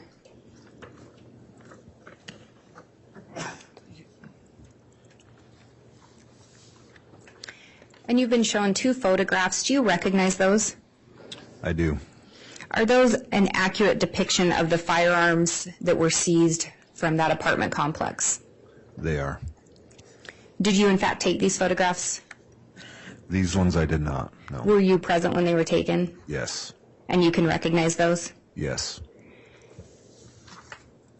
Your Honor, I would ask for the admission of States Exhibit 281B and 281A. Any objection? Yes, Your Honor. May I have voir dire? Yes. So these two firearms, are they here in Ada County now in the evidence locker? The two that are here are the ones on the two on the that are taken together, yes. Okay. Your Honor, I think that we need to, rather than having a photograph of these firearms, if he's going to testify about them, I would like the court to, the jury to be able to see what they look like and to see them actually in the courtroom. Response. And, Your Honor, I think it's up to the state how we present evidence, and a photograph depicting an actual item is sufficient evidence. Well, may I speak, Judge? Go ahead. What I think is going to happen is that he's going to akin these to being some sort of a paintball gun or being mistaken for a paintball gun. And I think the jury needs to see exactly what these things look like, how heavy they are. There's certain things that you just can't depict in a photograph. All right. Mr. Thomas, I'll take the objection under advisement. I'm going to allow for the admission. There's been sufficient foundation of 281A. 281B will be admitted if the defense feels that as part of your defense you want to have the actual evidence observed by the jurors. We'll consider that on cross-examination. Very good, Your Honor. We just asked that the court inform the state that they need to bring that up because we will be asking for that. Very well.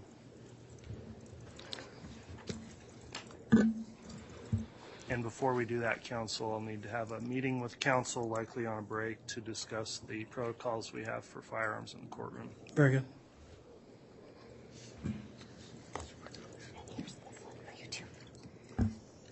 And, Your Honor, the state has retained the original exhibit. May I please publish that for the jurors? Yes. Or I should say exhibits. First, I'll publish State's Exhibit 281B.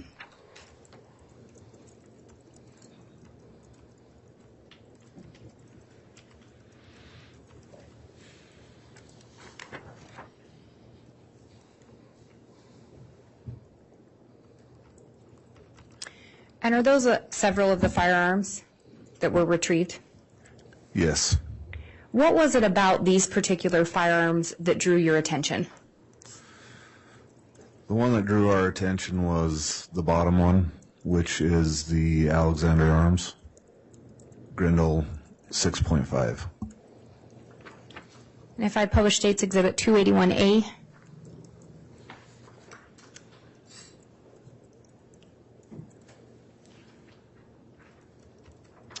is that the one that you were talking about?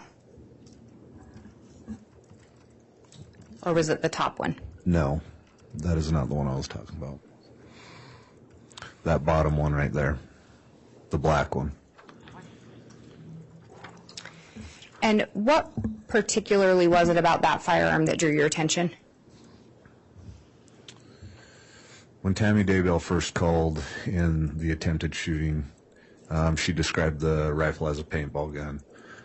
Out of the firearms that were seized at the residence and after looking at all the firearms, this one stuck out because it has a larger scope on it, which could be mistaken as a hopper, which Tammy described. And a hopper is something on a paintball gun?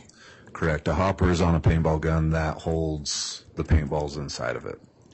Do you have experience shooting paintball guns? I do. Can you tell us a little bit about that? Growing up, used to shoot them all the time. We also use them currently in SWAT trainings and room clearing. That the guns that we have that we use for training are very identical to an AR-15 setup, which is close to this. Also has a hopper on it, and that's my experience with them. Are you also familiar with AR-15s? Yes. And can you tell us a little bit about your experience with those?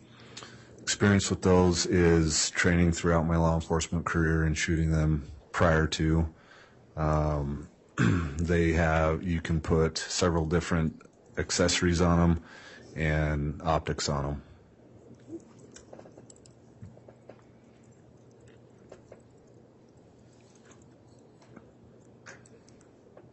If I may have just a moment, Your Honor. You may.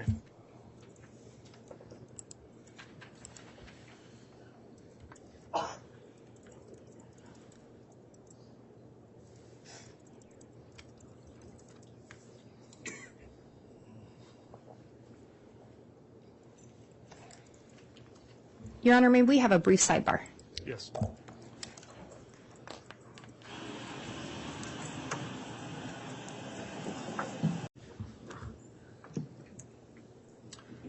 right, thank you. Counsel, you can continue with your direct, Ms. Blake. And the other photo we looked at that was not the gun in question, was that another firearm that was retrieved from the search at the apartments associated with Alex Cox? Yes.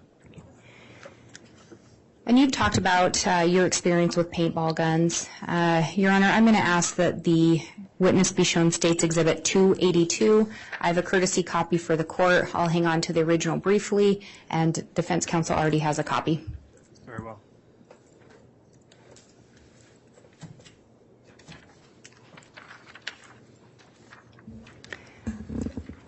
Do you recognize what's just been shown to you? I do. And do you recognize the first image depicted there? I do. And is that the firearm that you've been referencing? Yes, that is the Alexander Arms Grendel 6.5. And the second item there, do you recognize that image? I do. And what would that be depicting? That is a Tippmann paintball gun. And that is just an example of one, correct? Correct. That was not recovered from anywhere? It was not. Your Honor, I would move for the admission of State's Exhibit 282 as a demonstrative exhibit. Any objection? Yes, Your Honor. It's inflammatory. It does not depict what was actually seen that night. There's no way of knowing that. There's been no foundation as to what paintball gun was used that night, or if any at all. I mean, it's just inflammatory, and it's more prejudicial than probative at this point, even as a demonstrative exhibit. And Your Honor, if I may respond. Go ahead. We did actually hear a description of the firearm in that email sent from Tammy to her son, specifically referencing a hopper. We've heard testimony from the detective regarding a hopper on a paintball gun, his experience with them, his experience with AR-15s, and the likeness. In addition, we've clearly established that this is not that the bottom one is not a firearm that was recovered, and that it is simply for demonstrative purposes. All right, the court has considered this proposed exhibit under Rule 403, and having considered that rule, I am going to sustain the objection that I'm not going to permit the admission of Exhibit 282 as a demonstrative exhibit, as it could cause prejudice or confusion. So for that reason, the objection is sustained, and that will not be admitted. Thank you, Your Honor. Detective, again, you do have experience with using paintball guns and AR-15s? Correct. And there are similarities between the two? Correct. Specifically, I think you referenced a hopper on a paintball gun? Correct. And what part of an AR-15 would that be similar to? Again, I go back to you can put several different accessories on an AR-15 and a rifle. You can put scopes on there, optics, things like that. And was there something like that on the AR-15 recovered in the residence or in the apartment complex linked to Alexander Cox? On the Alexander Arms Grendel 6.5, yes, there was.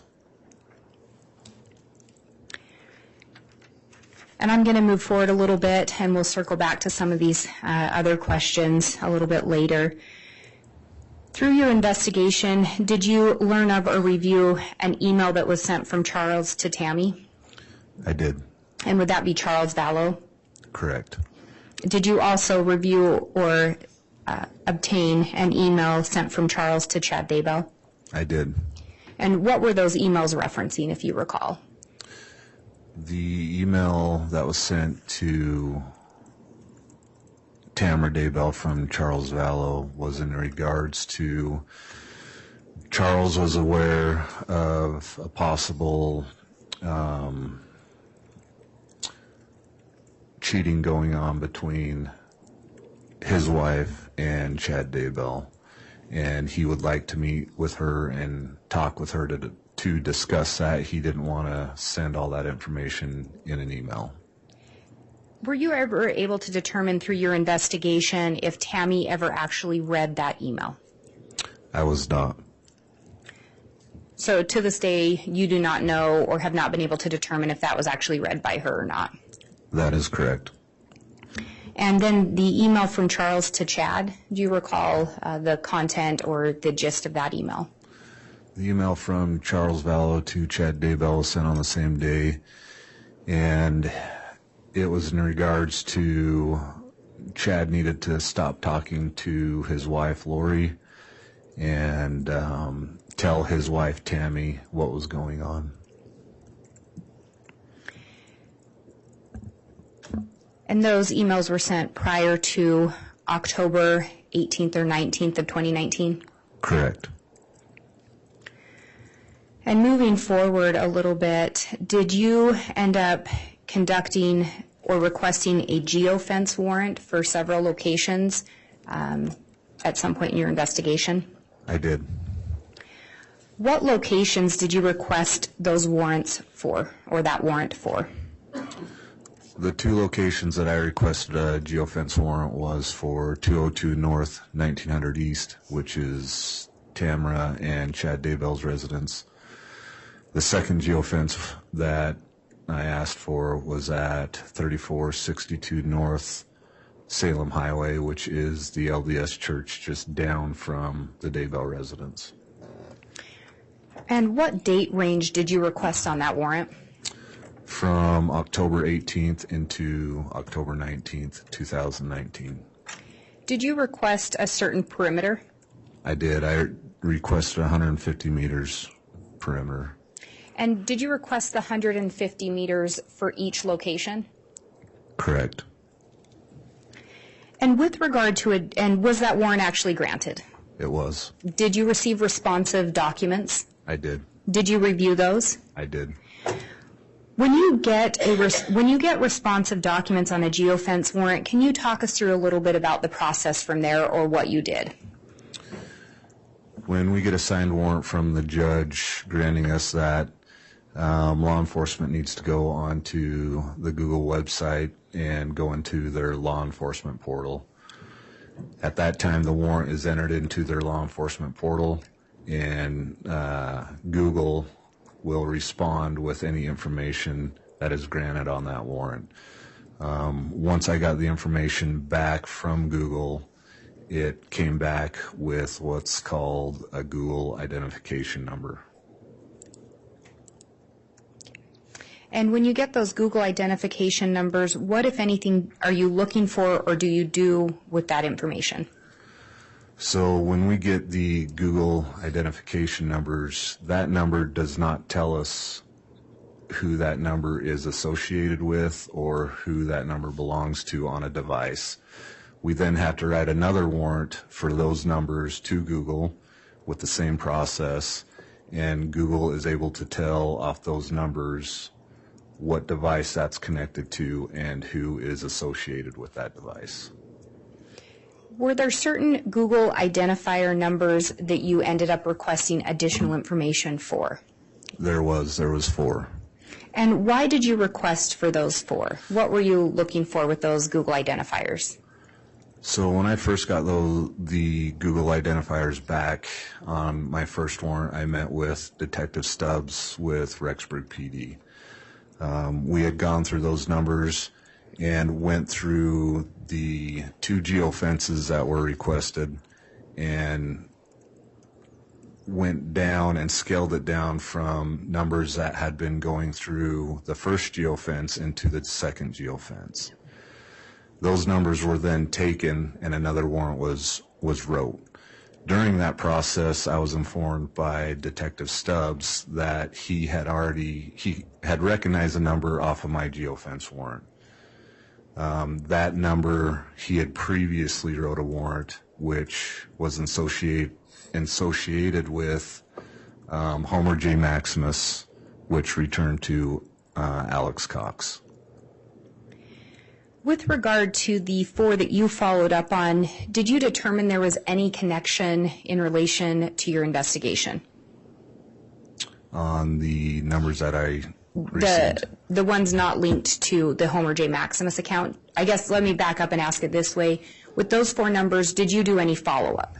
I did. And based on your follow-up, did you determine that those numbers had any connection to your investigation? Yes, and they did not. Did you actually speak with the individuals or determine why they would have been in that area? Two of them I did speak with. The third one I could not get a hold of. I did do some research on Facebook and found out where he lived, and ended at that because I couldn't get a hold of him. And did he live within the vicinity of where these geofence warrants were being conducted? He did. He lived north of the Daybell residence off of Trapper Lane. And with the geofence warrant, do you know what kind of data that's looking at, whether it's GPS, Wi-Fi, or cellular? The geofence warrant goes off of wireless information and GPS information. So it does not include the cell data information? Does not, that I'm aware of. And you indicated that Detective Stubbs recognized one of those Google identifiers as belonging to Alex, or as belonging to a device associated or an account associated with Alex Cox. Is that correct? Correct. Did you do further investigation to determine, well, I'll back up, which location was that device? You said you did a warrant for two different locations. Which location was the device associated with Alex Cox showing at? That device was shown at the Salem Church. Were you able to determine approximately what time frame that device was showing as being there? That device was shown at the Salem Church at 10:07 p.m. on October 18th, 2019. At some point, were you able to determine the last point or data point for that device at the Salem Church? That device was shown there from 10:07 p.m. to 10:45 p.m. And then at that point, did you have any other hits or data points within the vicinity of your search warrant for that device? I did not. Did you, through your investigation, learn of another data point later that night associated with that device? Yes, at 11:53 p.m., that device, or Homer J Maximus, connected to a device, was later picked up on Wi-Fi 7 minutes away on Highway 20 from the Salem Church. Through your Google search warrant, or the geofence, did you locate a device associated with Chad Daybell in either location? I did not.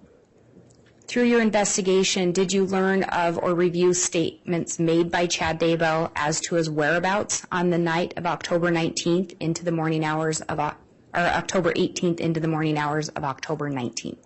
Through other interviewers and deputies, Chad Daybell had made statements that he was at home.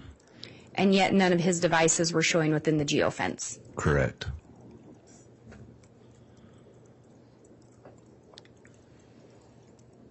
Do you know when Tammy's funeral was held? Tammy's funeral was held on October 22nd, 2019. Within approximately 3 days after she was pronounced dead? Correct. Do you know where that funeral was held? Springville, Utah. Through your investigation, did you learn or determine if Tammy had any life insurance policies? She did. How many policies did she have? 3 or 2. And do you know who the beneficiary was? Chad Daybell. And when you say 3, were there 3 different amounts referenced across 2 policies? There was Primerica, Life Map, and then Idaho Percy. So the Idaho Percy was the third one? Correct. Which is a retirement? Correct. Was Chad Daybell the beneficiary of all of those? Yes. Through your investigation, did you determine if the life insurance paid out? Yes. And who did they pay out to? Chad Daybell. Are you aware if Chad Daybell has pending charges for insurance fraud? He does. Do you know where those are pending? He has 2 counts of insurance fraud out of Fremont County.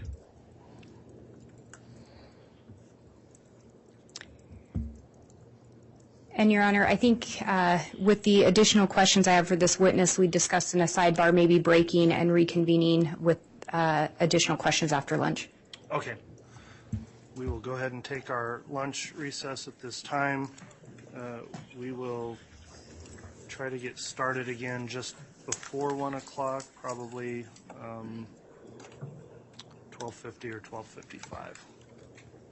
All right, please.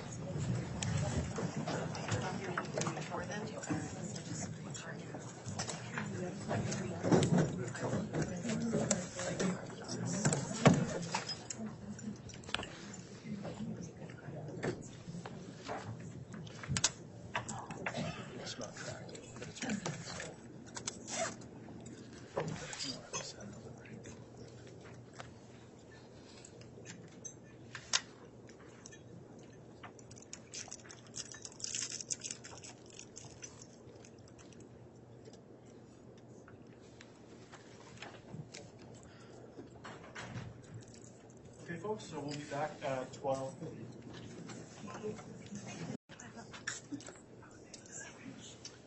Thank you. Please be seated.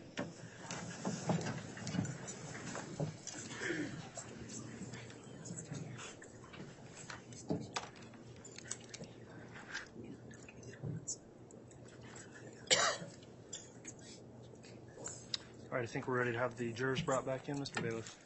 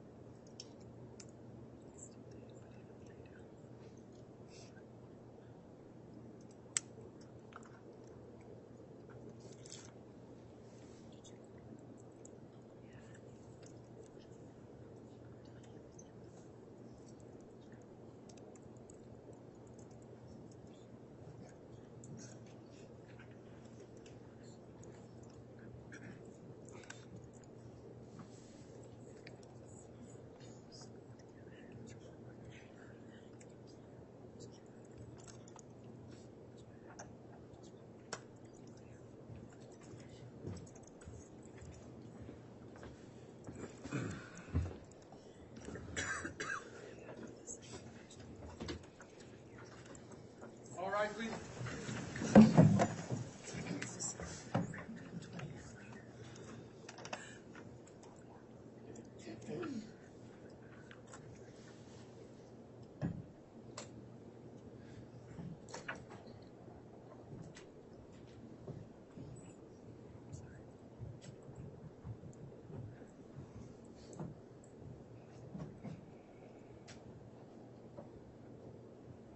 Jury's not present, counted for, Your Honor.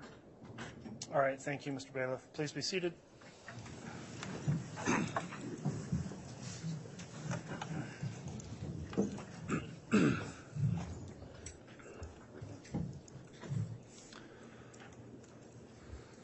All right, we're back on the record on case CR 22-21-1624, State of Idaho versus Lori Vallow.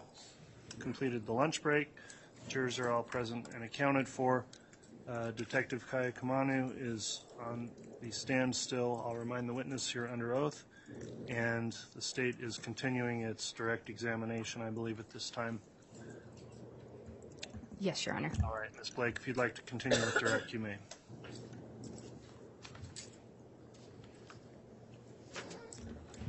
Thank you, Your Honor. Detective Kaaiakamanu, we had talked about some guns that were retrieved from the apartment complex where Alex Cox was residing. Do you recall that? Yes. And one gun in particular seemed to draw the most attention from you. Is that correct? That's correct. And what type of firearm was that again? That was the Alexander Arms Grendel 6.5. And do you believe if you were shown that firearm again, you would recognize it? Yes. Your Honor, I believe that we do have the firearm here. If we could have it brought into the courtroom. I believe it's State's Exhibit 280. Exhibit 280? I believe it's 280. All right. I'll make sure to have the detective properly identify it to make sure I have the correct exhibit number. All right. We'll have the firearm brought into the courtroom. As we're doing that, let me just advise you, ladies and gentlemen of the jury, any firearms that are offered into evidence in the case we'll make sure are unloaded. There's no ammunition anywhere in the courtroom for any firearms that would be admitted into evidence. The firearms also, steps have been taken to render them inoperable. I'll have the bailiff explain that a little bit more once the firearms brought in here. The firearms will not be handled at any point by the jurors, either during trial or during deliberations, but may be available for inspection with the assistance of law enforcement. And with that in mind, we'll have the law enforcement bring in the firearm that would be State's Exhibit 280.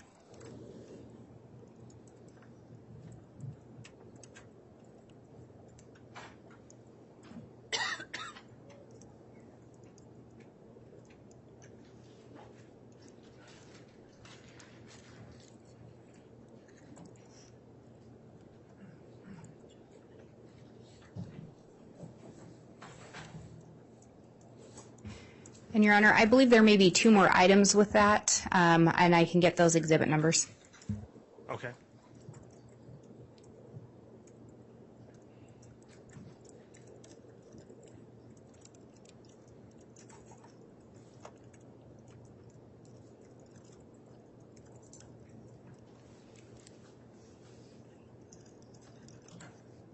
And Your Honor, may the witness leave the stand to review those items, or do you want them handed to him? I think it'd be best if he did step down and just personally review the items and then can return to the stand for foundational questions. So, Detective, if you'd like to step down, you can go ahead and observe the items there on the table. And there are three items there. I believe the other two are going to be State's Exhibits 278 and 279, but I will have the detective identify those first, what they are. All right. So the gun itself is 280, is that correct? Is that in fact the AR-15? This is the Grendel 6.5. And I can have him say that into the mic if the court would like, but yes, so that would be Exhibit 280. Okay.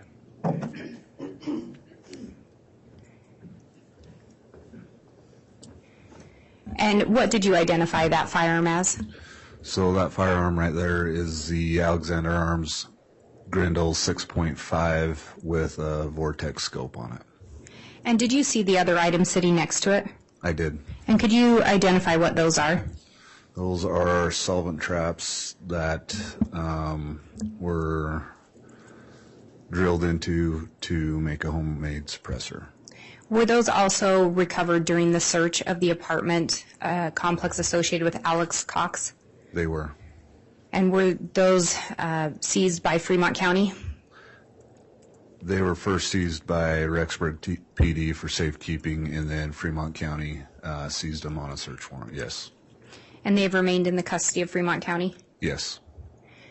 And is that, in fact, the firearm that we saw in a photo earlier? Yes. And again, you went over your experience with paintball guns and your experience with AR-15s. And I don't know if the witness could step down to point out some things with regard to that firearm, or if we'd like it held up for him to do that. Let's get to the detail of getting these admitted into evidence. Your Honor, given the identification by the detective, the state would move for their admission. All right. Any objection to Exhibit 280, which is the gun? If I may have voir dire and aid. You can voir dire. Detective, this is the gun that's in the cardboard box, correct, that you seized from Alex Cox's apartment? That was seized from Alex Cox's apartment. All right, and you know that to be the gun that was seized from his apartment. You said I guess what I'm saying is you weren't there when it was seized. Correct, I was not there. All right, but based on your collective knowledge within the police department, you believe that to be the same gun that was seized from Alex's apartment. Correct. All right, and you identified states 278 and 279 as being I couldn't really hear what you called them. Baffles or solvent traps? Baffles or solvent traps. Okay, what is that? From my knowledge, a baffle is a device that could be used to make suppressors for a firearm. Is it just a piece of metal? From my understanding, yes. Okay. So those are just two pieces of metal that you found in with or near the gun that was seized at the house? Correct. Okay. I have no objection, Judge. Okay, so exhibits 280 and 278 and 279 are all admitted. And so, Ms. Blake, you can continue with your direct. Thank you, Your Honor. And I don't know if there's a mic or a way for the detective to be able to step down to identify some things with regard to that firearm for the jury. We'll get him a wireless mic. Thank you, Your Honor.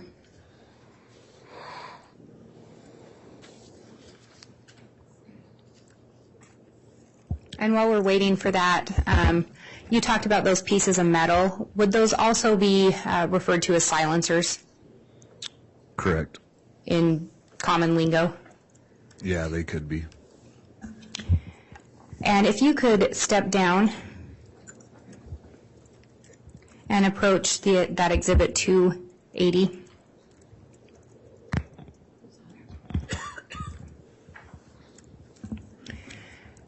And you had described earlier your experience with paintball guns and the AR-15s, correct? Correct.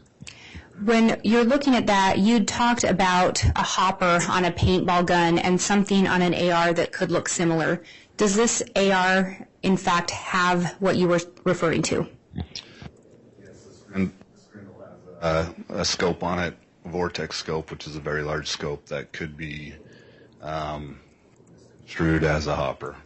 And in your experience on the paintball guns you've used, is that where the hopper is located on a paintball gun?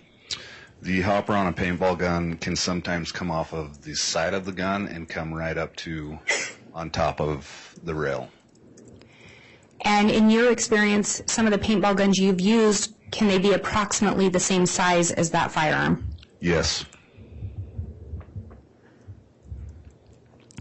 And, Your Honor, I would ask permission for the detective or someone to hold that up to display it for the jurors and then have those that scope pointed out again to make sure that they can observe it. All right, I'd ask Deputy Vallow if you would assist in that, please.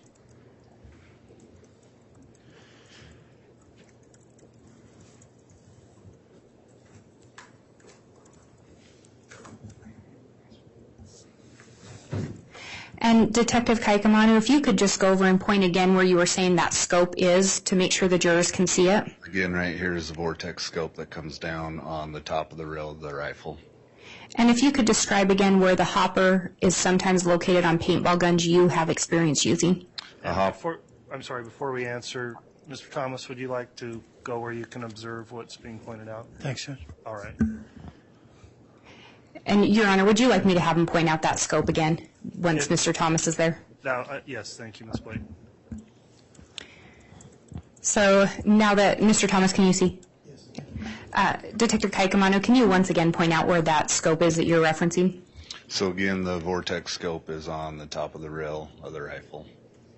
And in your experience working with paintball guns, can you indicate again where the hopper is located? On a paintball gun, paintball gun comes out the side and comes up right above the rail of the paintball gun. And in your experience, can a paintball gun resemble an AR-15? Yes. Just one moment.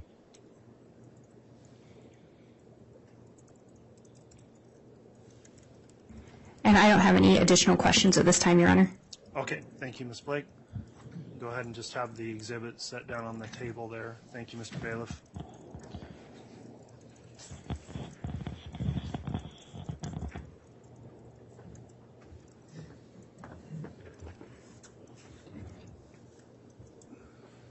right, Mr. Thomas, cross-examination.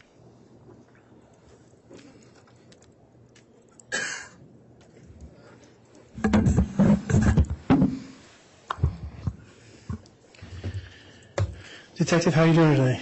Good, how are you? Good, good.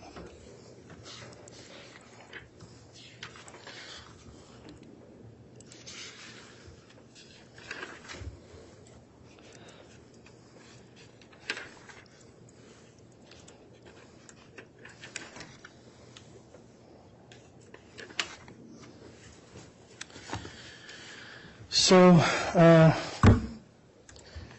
you indicate that you've worked for Fremont County for a number of years. How many years was that? 18. 18. And how long was a detective? 7.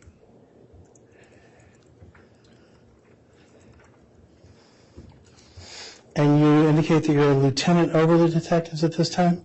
Sergeant over detectives. Sergeant. And how long have you been the sergeant over the detectives?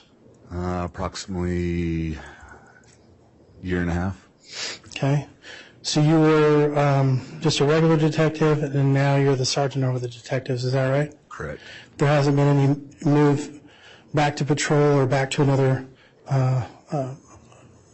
capacity in the sheriff's office in the last 7 years? You've been in the detectives division? Correct. Okay. All right. You indicate that you had some special training. You went to post. Did you go to college anywhere before post, or? I did not. Okay.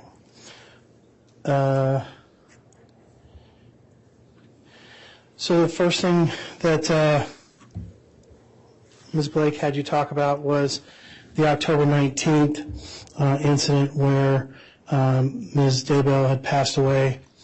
On that particular day, you said that you were on call. You were the on-call detective. Is that right? Correct. Okay. So, and how many detectives do you have in your division? At that time, we had myself and one other detective. And that was Detective Mattingly. Mattingly. And then Greenhalgh was not a detective. Correct. She was Okay. not. So it's you and Mattingly are detectives on October 19th, 2019. So you switch off between being on call for that? Is that how it works? Correct. Okay. And so you're on call that night. You get a call from Greenhalgh, but you don't answer it because you're asleep or something else is going on. Is that right? Correct. All right. And so she talks to Detective Mattingly, but you still go out to the scene later that morning? Negative. I didn't go out to the scene. Okay. So Greenhalgh was at the scene, Mattingly was at the scene, and then there were 2 coroners at the scene?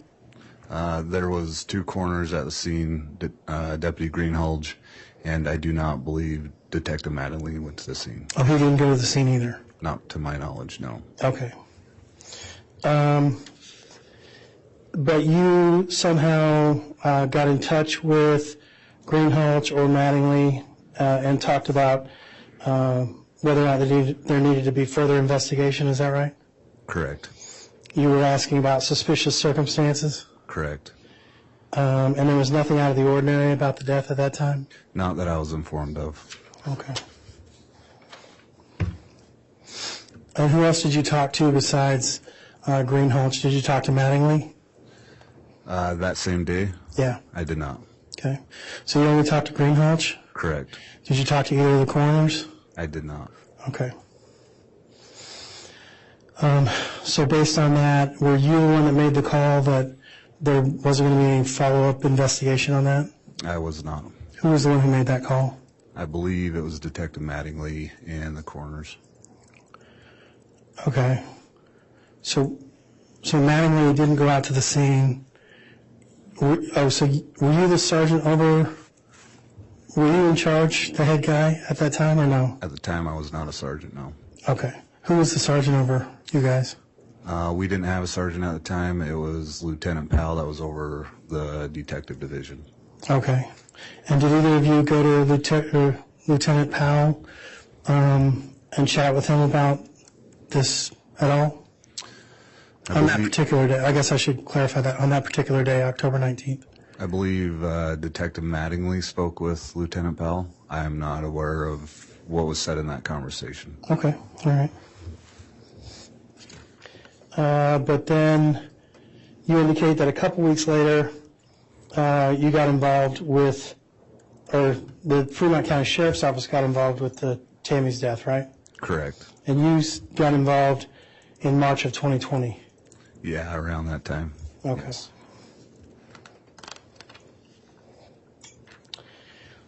The state said that this was some sort of a joint investigation because it involved an investigation of Brandon Boudreaux, the two missing kids, as well as Charles Vallow. Is that right? Correct. And when you say joint investigation, what is your understanding of what a joint investigation is? My understanding of a joint investigation is criminal activity that's happened over several jurisdictions and states, and that's when we get involved if something happened in our jurisdiction. And I probably phrased it poorly. Let me just ask you this: when I say joint investigation, and you say, yeah, we were involved in a joint investigation, what kind of sharing of information goes on? I mean, are you fully involved? Are you not very involved? How does that work? At the time when Fremont County got involved, we were asked to locate a Jeep out of Texas, or the plate out of Texas. That Jeep belonged to Tylee Ryan, and she had gone missing. That is, I believe, when Lieutenant Powell got that call, and that's how we got involved. Okay. And how about when you got involved? When I got involved, it was already underway with the attempted shooting of Brandon Boudreaux, the homicide on Charles Vallow, Tylee and JJ missing, and then the suspicious death into Tammy Daybell. Okay. And so you were part of that joint investigation starting in March of 2020, correct? Correct. All right. So were you in the know about the investigation of the Brandon Boudreaux shooting? I was aware of it, yes. Okay. And are you aware if they were able to find any shell casings or any bullets or anything like that? I don't believe they did, but I can't say yes or no on that. Okay. And that's kind of where I was going with the joint investigation. How much did you know about what other jurisdictions knew? So that's kind of where I'm going with my questions for you.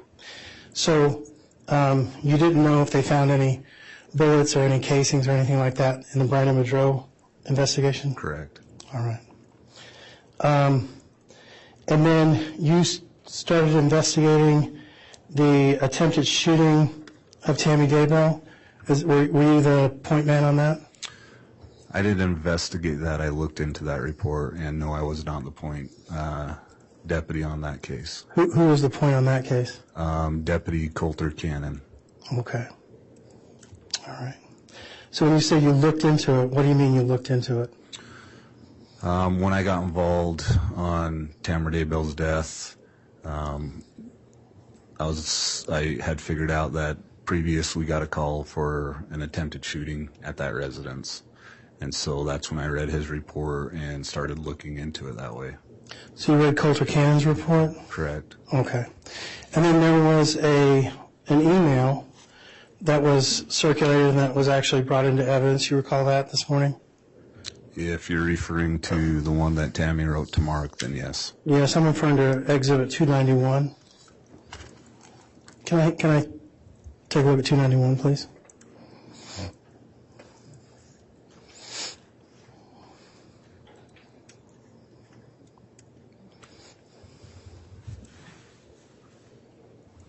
Thank you.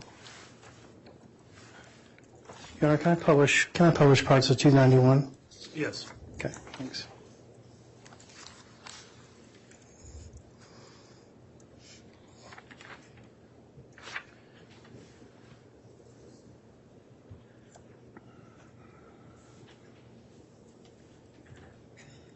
So this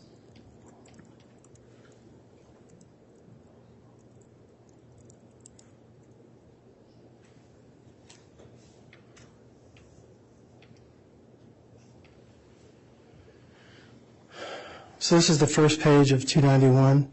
You recall reading from the bottom of that page earlier? Yes. Okay. And you basically just referenced who it was to and who it was from, right? Correct. But you reviewed the entire email, right?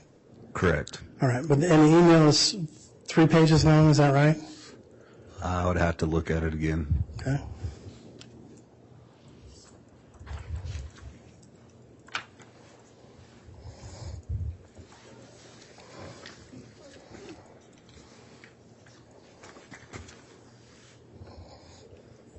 That's correct.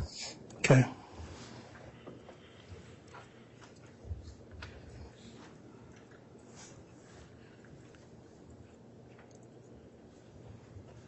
So this first page really doesn't have anything to do with what we're talking about or what we're here for today, correct? Correct. All right. What does it have to do with, if you even recall? She had me emailed several people. This one looks like it's emailed to Shirley Newman. They talk about a lot of church stuff. She goes back and forth. She emails several people on all that. Okay. And I guess I'm wondering, how is it that the stuff that's really pertinent got put onto this particular email? That I cannot answer. Okay.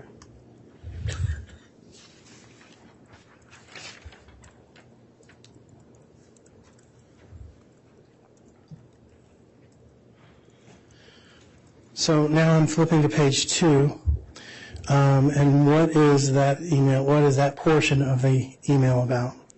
So the beginning of this portion of the email, Tammy is talking about how her neighbor's dog was out, and somebody drove by and took her neighbor's dog. Stole the dog. Stole the dog.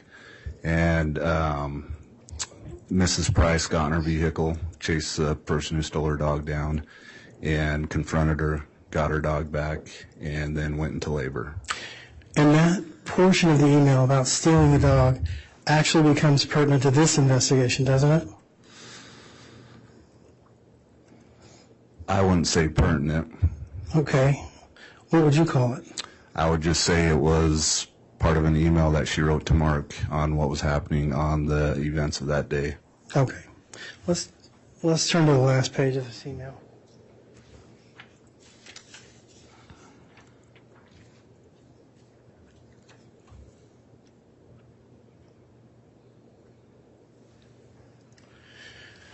So the last page of this email, the first full paragraph, starting with his theory. Do you know who he is when they're talking about his theory? She is referring to Mr. Price. All right, and Mr. Price is referenced in the line just above it, right? Correct. All right, and that's how you know that it's Mr. Price. Correct. All right, would you go ahead and read that paragraph for me? His theory is that the crazy dog lady brought her husband back to steal the dog again. They had parked down the road, and he had snuck through the cow fields. He was going to cut through the front yard when I pulled up and startled him. He didn't know what to do, so he panicked and tried to menace me with the non-real gun, and then ran off across the field, which would explain why he ran to the north side of the house and why I never heard a car and we couldn't find anyone or him anywhere. It's actually a pretty good theory, and Matt is going to do some amateur sleuthing since the lady told Regan where she lives. I'll keep you posted if we ever figure anything else out. Okay. And so when you followed up with this and you talked to Matt or talked to Regan, what did you find out? That's what was happening, and that was his theory. And when you talked to the guy, the lady that stole the dog, when you talked to her husband, what did he have to say? I didn't talk to him. You didn't follow up on this lead? I did not. You didn't think it was a credible lead? I did not.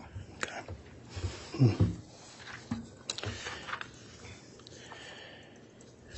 In fact, let's ask this. I don't want to jump the gun here.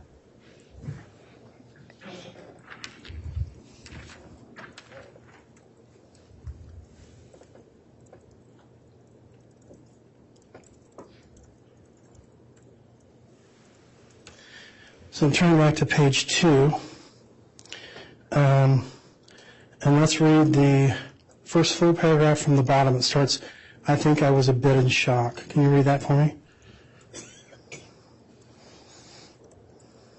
What paragraph? Just above. It starts out with, I think I was a bit in shock. I think I was a bit in shock because I said, "What do you think you were doing?" Then I noticed the rifle was actually a paintball gun.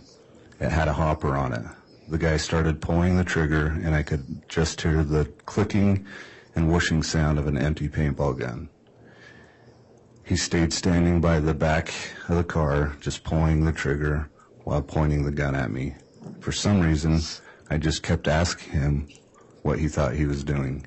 At that point, I was actually more annoyed than scared because he was standing between me and the door. And he didn't step towards me or even say anything. The scared part came after, when my brain thought of what things could have happened. Okay. So, let's take this a little bit at a time here. She's talking to the man, right? This is what she says in her email. What do you think you're doing, right? Okay. So she identifies that he's close enough to her to at least have a conversation. Did you follow up with how far she was from this person? Again, I didn't do the investigation at this point when this call came out, so no, I did not. Okay. But you said you followed up on stuff. Correct. This isn't one of the things you followed up on? I did not have a chance to talk to Tammy Daybell by the time I got this case. Okay. And it says the guy started pulling the trigger, and I could just hear clicking and whooshing sound of an empty paintball gun, right? Correct. All right. So when you fire an AR-15, or I'm not sure if this is an AR-15. Is this an AR-15? This is an Alexander Grendel 6.5. Right. And for the normal person like me who doesn't have assault rifles, is this considered an assault rifle? It's on an assault rifle platform, yes. Okay, so it's an AR, just not an AR-15. It would be an AR Grendel 6? Correct, 6.5. Okay, 6.5, sorry. Okay, so when firing, have you ever fired one of these? Not Grendel 6.5, no, I have not. Okay. So you don't know what they sound like when they're fired? I do not. Okay. Do you have experience with other assault rifles, though, correct? Correct. Some that are similar to this? Correct. Okay. Do they make a whooshing sound when they're fired? If you were to have a suppressor on it, and depending on what size of bullet, it wouldn't make a whooshing sound, but it would be very quiet. Okay. So when you say what type of bullet, you would have to actually have a subsonic type of bullet, right? Correct. Something that is a specialized bullet specifically for guns that you put suppressors on, correct? Correct. Okay. And where do you get that ammunition? I'm not sure if you can buy it. Usually people make it. Okay. Reload. Okay. And did you find any reloading equipment or any of this type of subsonic things that are subsonic type ammunition in Alex Cox's apartment? In Alex Cox's belonging, there were some reloading equipment, not a full setup, but there were some. Okay. You didn't find any subsonic bullets or subsonic casings? I did not. Okay.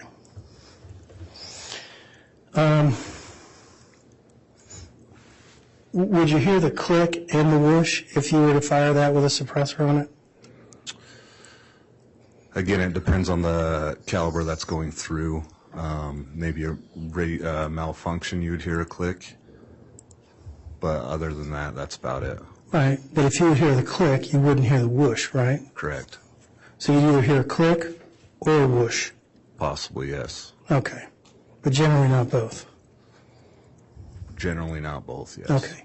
And when this type of a firearm is fired, where does the casing go? It ejects, is that correct? Correct. All right. And it would go somewhere in the general area of where the person who shot it, probably within 6 feet, I'm assuming?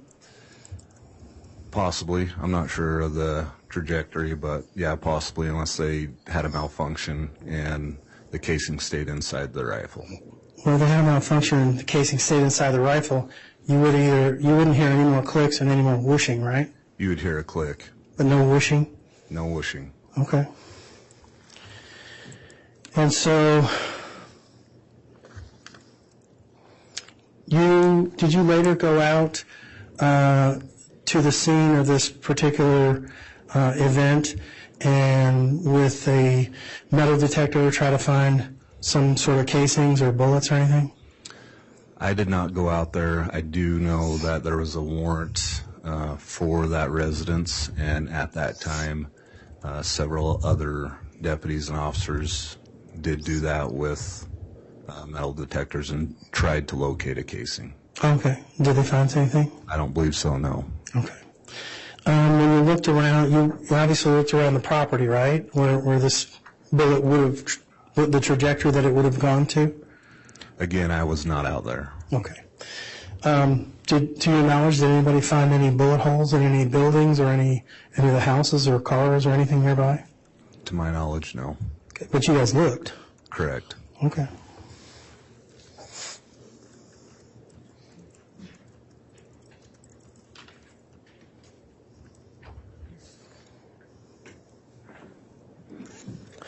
All right, so let's read, starting with this last paragraph on that page. It's 3 lines long, and then we'll read the remainder of that paragraph on the next page. Can you go ahead and do that for me?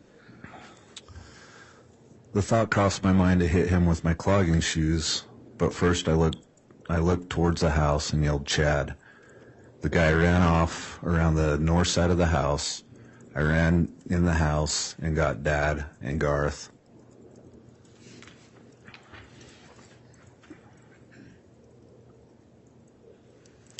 They looked outside, but we couldn't find him.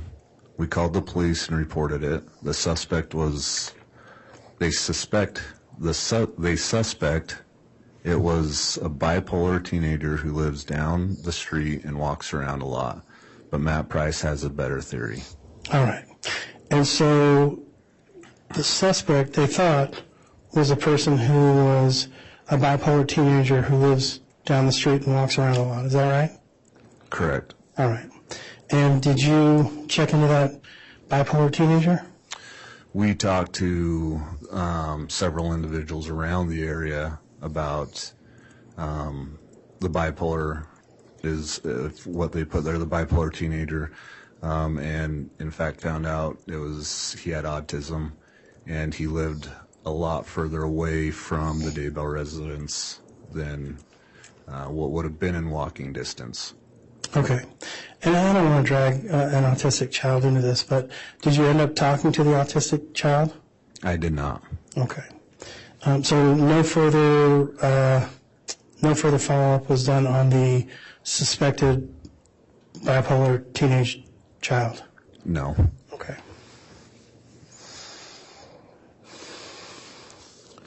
So of all the people mentioned in here that it could be, you really didn't follow up talking to any of those people that were mentioned in here?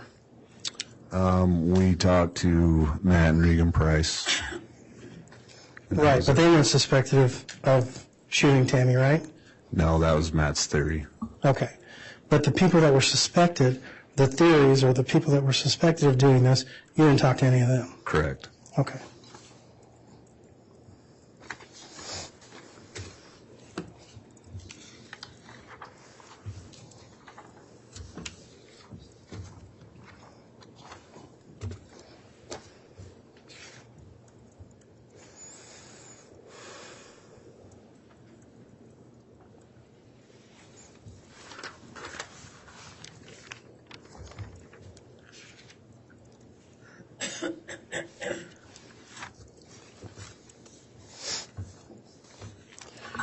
So through your investigation, you did some, and I'm sorry, I'm done with this exhibit.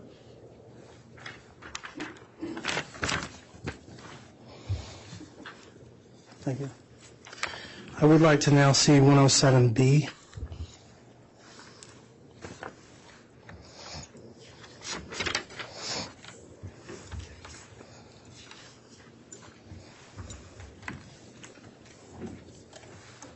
Thank you. So, we've already established that there is a gun that you found in Alex Cox's possession, correct? Rexburg PD found that, yes. I'm sorry. When I say you, I guess I mean collectively the joint investigation. Correct. Okay. So I'd like to turn to this second page.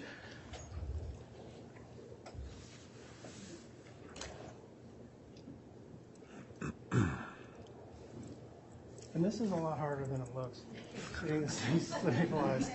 I was, all right. So we've established that you found, or somebody found, a Grendel 6.5. Does anybody know when that gun was purchased? I don't have that in the investigation. I believe our guys have looked into that and do know. So somebody knows, but you don't? Correct. Okay. Do you know who might know? I believe Detective Consitis or FBI Agent Douglas. Okay. And they ran the serial number off of the gun? That I am not sure. Okay. Is that I'm just asking because I don't know. Is that how you would generally do it, is run the serial number? Usually when we collect guns, yes, we run all the serial numbers. I do not know if they did. Okay. And that's generally to see if they're stolen or something like that? Correct. And how would you find the purchase?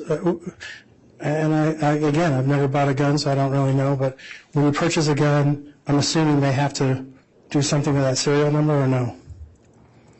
Do you know?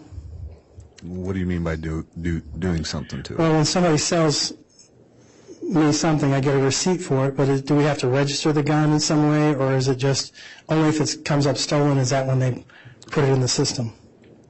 When you purchase a firearm, they'll associate that serial number to whoever purchased it. Okay. So that's how that's done. Okay.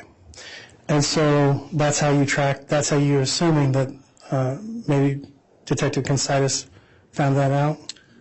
Along with receipts. Okay. So would it be out of the ordinary for someone to search, if they bought a gun like that, to make searches like 6.5 Grendel drop from 100 yards to 200 yards, if they owned a 6.5 Grendel? It would depend what they're shooting it for. Okay. What would you shoot that particular gun for? Usually long range. Okay. Hunting? Depends. I wouldn't purchase that firearm for hunting. Right. It's only for just for target practice or for guys to be machismo and hey, I got a big gun, right? Correct. Okay. So if you go to the range, are you going to want to know what, and maybe let me just ask you this because I'm not really sure about it either. 6.5 Grendel drop from 100 yards to 200 yards. What does that mean?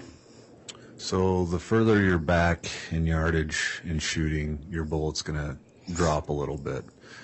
And so with your scope is you need to dial that in. So you shoot to get it accurate from several different yards, different 100 yards, so you can be accurate at one. And usually when you get that sighted in, you kind of stay at that yardage for that. And so when you say that the bullet is going to drop, it's due to gravity, it's due to drift, it's due to wind, those kinds of things, right? Correct. All right. And so if you're target practicing, you're going to want to be on target, am I right? Correct. And the way to know that is to go through the internet, make these searches, find those kinds of things. Is that one way to do it? Yes, it is. Okay. Another way would be to find somebody who has one of these, and you can talk to them, and they can, you can form a club or whatever, and be buddy-buddy, and work it out that way, right? Yes. But if you're new to the area, one of the best ways to do that is to get online, right? Correct. All right.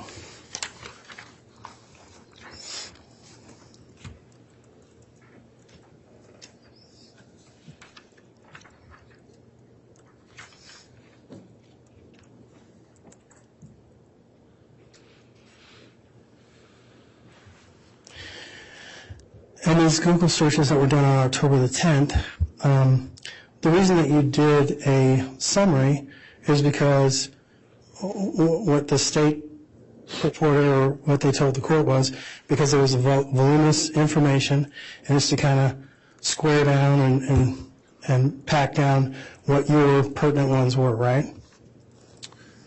That's not why I looked these specific dates over, no.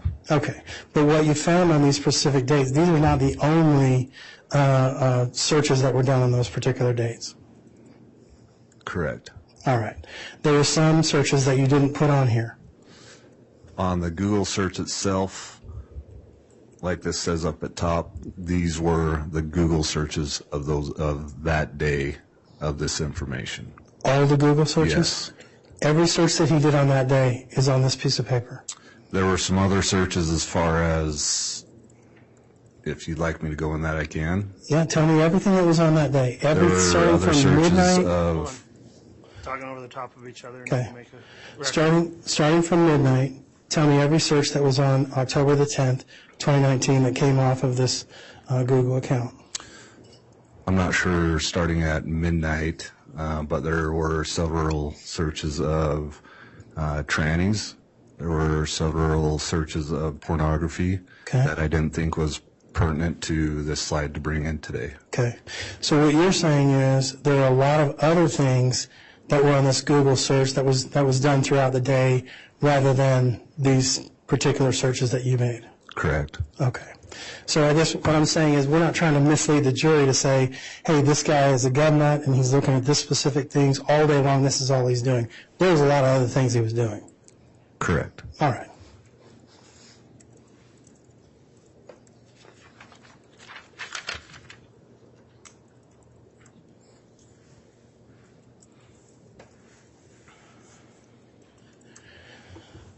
Same thing on this slide. October the 12th, 2019. These are not the only searches that were done on October the 12th, 2019, correct? Correct. There were a lot of other searches. Similar to what I just mentioned. All right. There's a lot of other things going on, right? Correct. All right.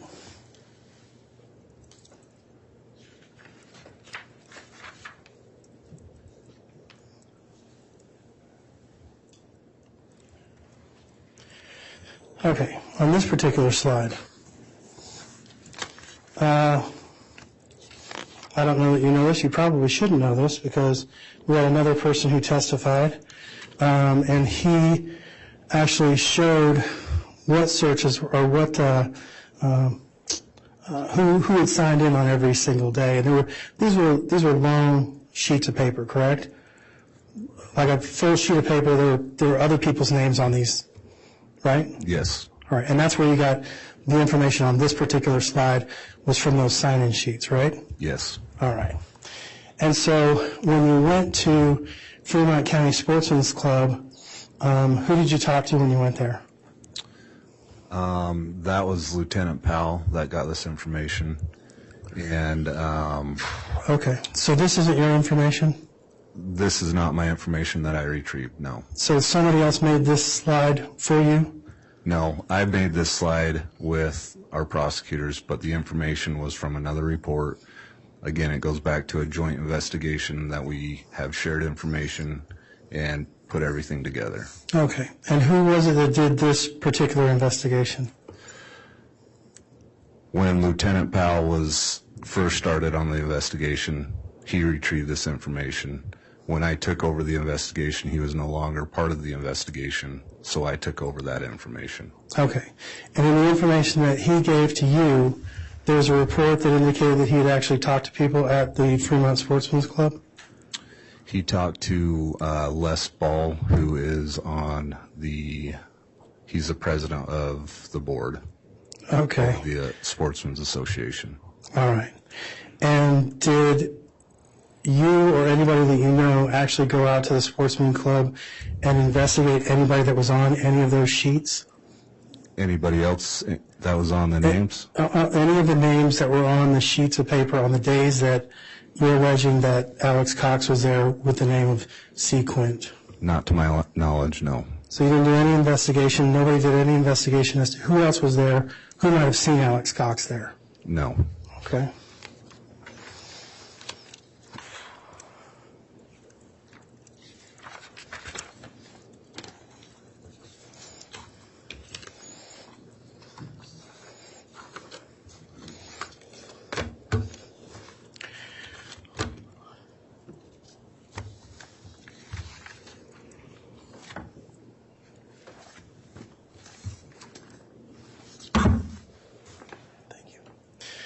So based on the totality of what we were looking at, you're saying that you didn't investigate and you don't know who investigated the autistic boy or bipolar teenager, and you didn't investigate, or you don't know that anybody investigated the person, the husband who stole the dog, and nobody went out and talked to anybody at the shooting range who may have seen Alex Cox on that day, correct? Correct. Okay. Now, when you did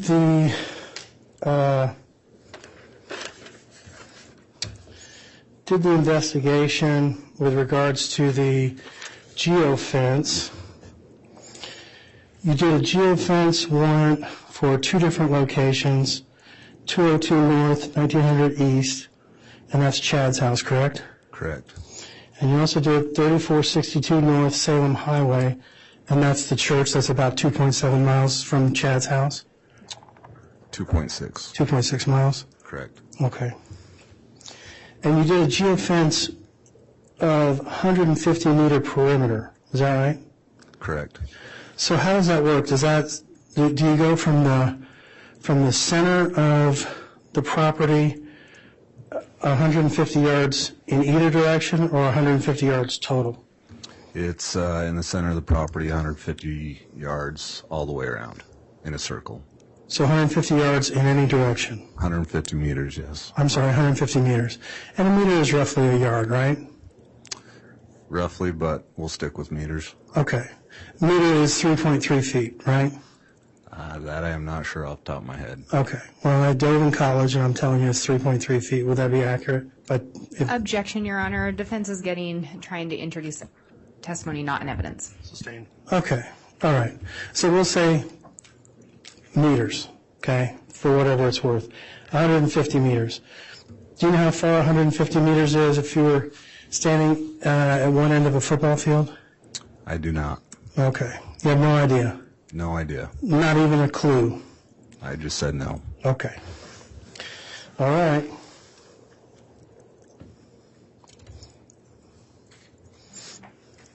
Do you know how many feet 150 meters is? I do not. Didn't bother to check to see how far it was? Objection, Your Honor. Relevance. I think the detective already testified to the distance within the warrant. It's asked and answered. Okay, Judge. So 150 meters, you indicated that you thought that Chad Daybell's phone, or I'm sorry, not Chad Daybell's phone, Alex Cox's phone was in the church parking lot within 150 meters. I testified to a device that was associated with Alex Cox's Homer J Maximus was pinging in the vicinity of the church. Within 150 meters? Within the 150 meters of my geofence location. Okay. And did you get specific, anything more specific than somewhere within 150 meters? I guess I don't understand that question. Okay. You have a geofence location, which is a large circle, right? Correct. I'm just going to guess. And then you have a pinpoint in the middle of that circle, which would be the dot where everything is focused on, right? Correct. Okay. So is there anything within that larger circle, can you pinpoint in any particular direction or any particular area where this Homer J Maximus phone was located, or was it the only information you got was it was somewhere within the 150 meter range? It was showing Wi-Fi hits off the backside of the church. Okay. Okay, and that's what you got, was the Wi-Fi hits? Correct. And the Wi-Fi hits came from somebody else's house? Correct. Okay.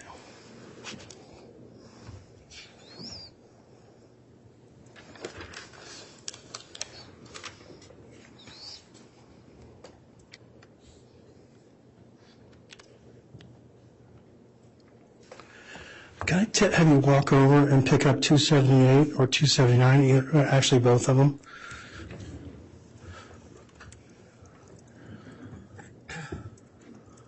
And, Your Honor, I don't know if he's going to have him walk back to the stand or if we need the handheld mic again. Well, 278 and 279 can just be delivered to him on the stand. That's fine, Judge. Okay. You can return to your seat. Thanks. And I apologize for the interruption. Just wanted to clarify that. That's fine, Ms. Blake. Thank you.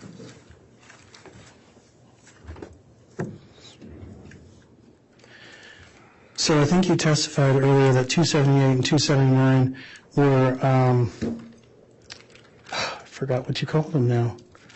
Baffles. Baffles. Okay. So when I said, so baffle is just a chunk of metal, is that right? Is that what you're looking at? From my understanding, yes. Okay. Is there anything that, I mean, it's a round piece of metal, right? It's circular, kind of like a tube? Yes. And it's solid? Yes. All right. And there's not been any drill holes in it or anything like that? There's a drill hole on both ends. Okay. And does it go all the way through?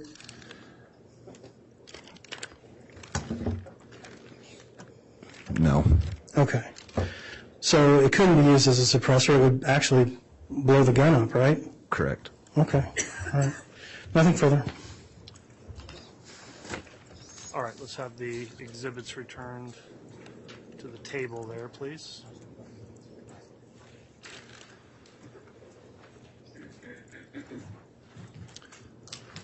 Thank you, Mr. Bailiff. Redirect.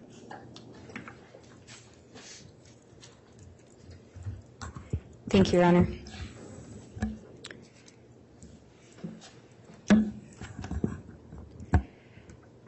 Detective Kaaiakamanu, you were asked about whether or not anyone else responded out on the morning of October 19th, 2019, besides the deputy and the two individuals from the coroner's office, correct? Correct. And to the best of your knowledge, did any detectives respond out that morning? No, they did not. Do you know why that was? When I called the coroner back after I missed her call approximately an hour later, she had told me that she had already talked to Detective Mattingly and had walked through everything with Detective Mattingly. After that conversation, I also asked Deputy Greenhalgh, again, if anything was out of the ordinary, any forced entry, anything sticking out to her. I was not made aware of anything. I also asked her if the coroner saw anything that was different or out of the ordinary. She told me no. And on October 19th of 2019, were you aware of or had you heard of J Vallow? Of October 19th? Yes, prior to Fremont County becoming involved, had you heard of J Vallow? Yes. And did you hear of J Vallow before you became involved in the investigation? I did. Did you hear of him prior to the end of October? Yes. Aaron, I'm going to object. These questions are all beyond the scope of cross-examination. I didn't talk anything about J Vallow. I'll overrule that at this point, Ms. Blake, but it's getting close to beyond the scope, I would say. On October 19th of 2019, were you, actually I'll back up, you testified that you did not become involved in an investigation regarding the death of Tammy Daybell until 2020, is that correct? Correct.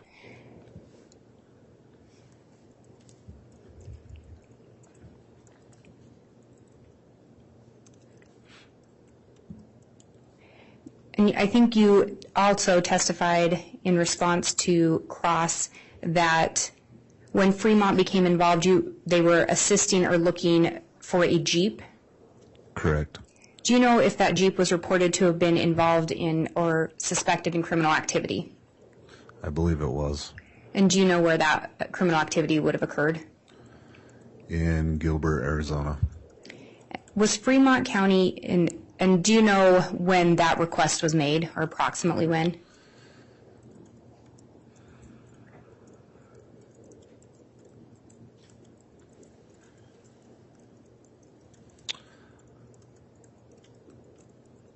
I can't think of it off the top of my head. I would have to refer. I think you testified previously Fremont County did not become involved in a joint investigation until the end of October of 2019? Correct. And that was after the death of Tammy Daybell? Correct.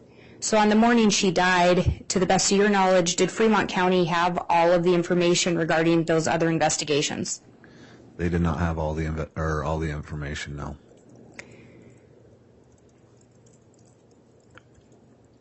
You were asked about why there was some other information on that email that you were looking at? Yes.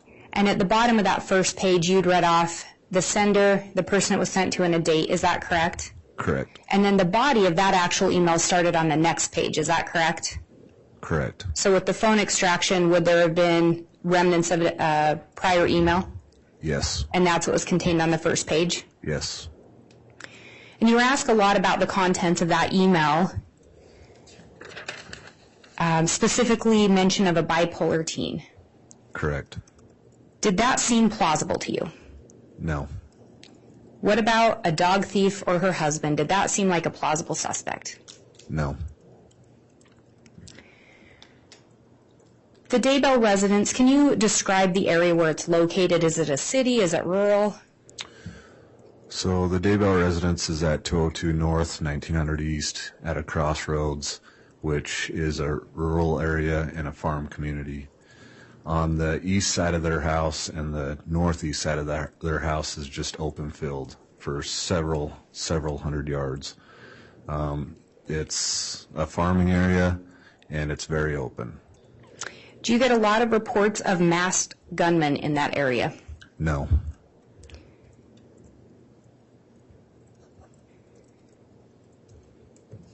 Do you know, I believe in that email from Tammy, she referenced that this had happened at night, this attempted shooting? Correct. Where this house is located, are there street lights or city lights? No, at the time of the attempted shooting on Tammy Daybell, there was a blinking yellow light, but that would have been the only light around the area. And you'd talked earlier about some location data in relation to a device associated with Alex Cox. Was that device in the area of the Daybell residence earlier that day on October 9th of 2019? The Homer J Maximus, a device associated with that, yes, there was. And are you aware of one of the roads that runs by the Daybell residence? I think their house sits at an intersection, is that correct? Correct. And one of the roads is the Salem Highway. Yes, one's the known as the Salem Highway or 1900 East, and the one that crosses that is 200 North. And on that 200 North, are you aware or familiar with some kind of a pullout for a canal? I am. Judge, we're not talking about that. We're going far afield. I'll sustain that. I think it's beyond the scope, Ms. Blake. Your Honor, the detective was asked a lot about why he didn't follow up on certain leads. I think this goes directly to that. So I think it is within the bounds of the cross. Of the direct you did, it's beyond the scope, and with the cross as well, so I will sustain the objection, Ms. Blake.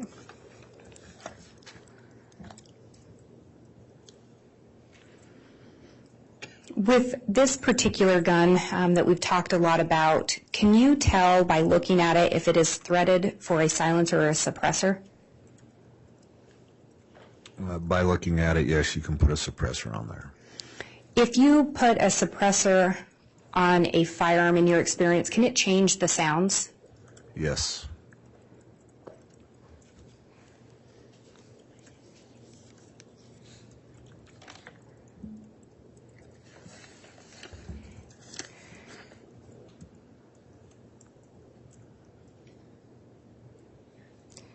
When you conduct an investigation, do you go where the evidence leads you? Yes. Is that what you did in this case? Yes. And is that in fact why you were looking at searches associated with Homer J Maximus? Yes. And is that in fact why you looked at shooting range logs, specifically looking for anyone or an identifier associated with Alex Cox? Yes. You were asked by defense if you had a chance to talk to Tammy about the paintball gun incident. You responded you did not. Correct. Is that because she was killed 9 to 10 days later? That is correct. I have no further questions. All right, thank you, Ms. Blake.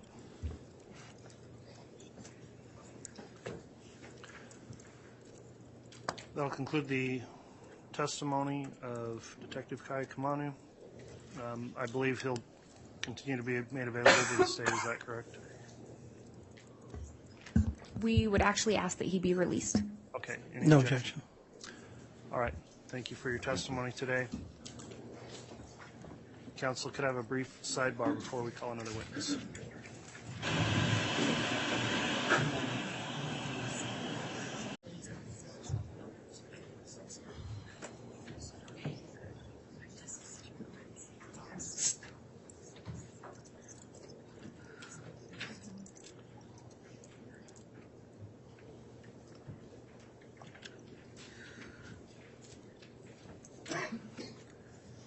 All right, we are back on the record after that sidebar. There's a few items I discussed with counsel. We are going to take up a motion outside the presence of the jury. So at this time, we will take our mid-afternoon break and excuse the jurors. We'll hear that motion.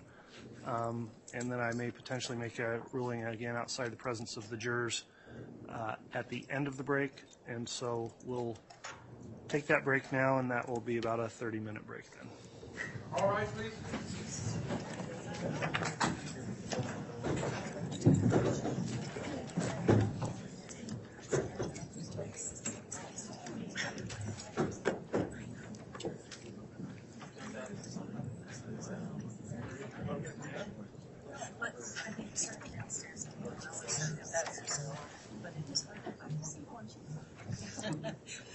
But it's possible.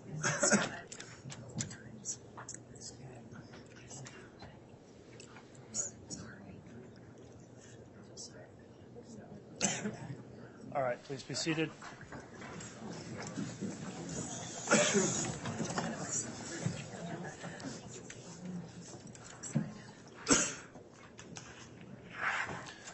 All right, the first matter I'll just take up is as it relates to exhibits that were just admitted. Idaho's got an administrative rule, Rule 71, which allows, if the parties stipulate, to have either dangerous or large or bulky exhibits represented by photograph. There's been a photograph admitted into evidence of the gun, which the gun itself is Exhibit 280, and those corresponding baffles 278 and 279. I've suggested that upon looking at that rule that perhaps the parties want to agree that for purposes of the record of the case that those items would still be kept in custody of the state, however, for purposes of the record of the case could be represented by photographs. So I wanted to ask, that needs to be done by stipulation of the party pursuant to the rule. Would the state stipulate to have exhibits 278, 279, and 280 represented by photograph in lieu of the actual physical exhibits for the post-trial issues? That would be actually the request of the state, Your Honor, so we would stipulate. All right, thank you. Does the defense have any objection, or would I should ask better, would the defense stipulate to that? You know, the defense will stipulate, but I'm wondering if the state would stipulate to not use this particular numbered exhibit as the one they're going to use in the Chad Daybell case, so that we don't, for the appellate record, they're looking at, you know, the photograph of whatever number this is, and it confuse it with the Chad Daybell one that's probably going to be used. And Your Honor, we may use the same exhibit, but we would not have an objection to making sure that it is numbered differently, so there is no confusion. Okay. Okay. We'll stipulate. Thank you, Mr. Thomason. We'll keep the record clear, and it would be remarked in that trial with a separate number. And we can also make an additional record in that case if it's used as an exhibit. The other matter that was to be brought up outside of the presence of the jury was a request pertaining to one or more witnesses that I believe Mr. Archibald indicated believes there may have been some violation of the court's exclusionary rule and order in this case. If you'd like to argue that at this time, Mr. Archibald, I'll hear your argument. I'll hear from the state, and then take the matter under advisement during the break. And Your Honor, our request would be that we take these separately. I think there's different potential arguments from the defense for each witness. So I think if we could take them up separately, and the first one regarding our next witness, Ian Pawlowski. Okay, Mr. Archibald, then if you'd like to start with, the state intends to call Ian Pawlowski next. What's the issue you've got with that? Your Honor, we received information that Melanie Pawlowski, or Melanie Bedreau, who's married to Ian Pawlowski, that Melanie listened to testimony, that she read articles, all in contradiction to the exclusionary rule, that Melanie and Ian are married and came here to Boise, Idaho together. They have attorneys with them, and so we believe that Ian Pawlowski has violated the rule just because we believe he's talked to his wife. His wife, Melanie, has admitted that she's violated the exclusionary rule.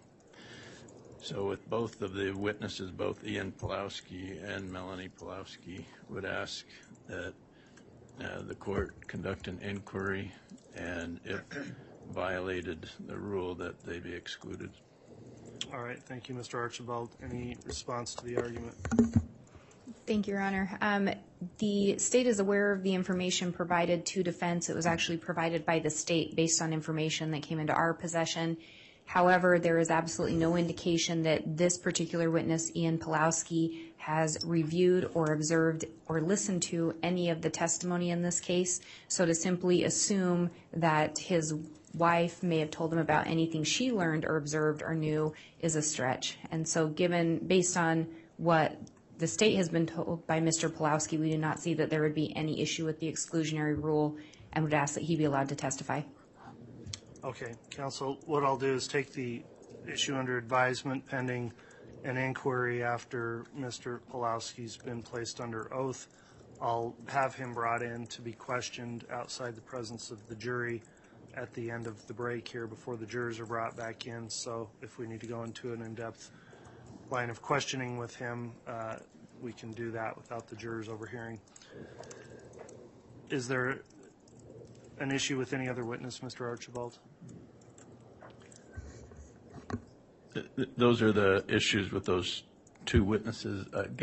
Looking at the clock, doesn't look like we'll get to Melanie Pawlowski, but if they call Ian first, then we can do the inquiry with him.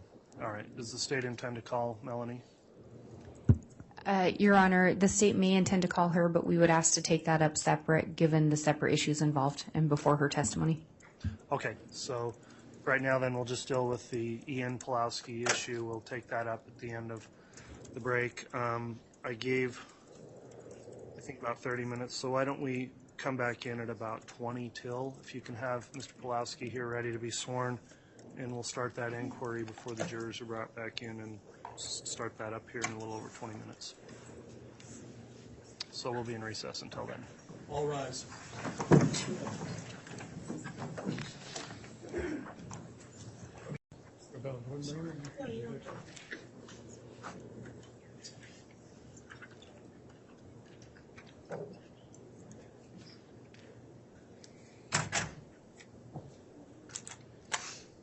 Thank you. Please be seated.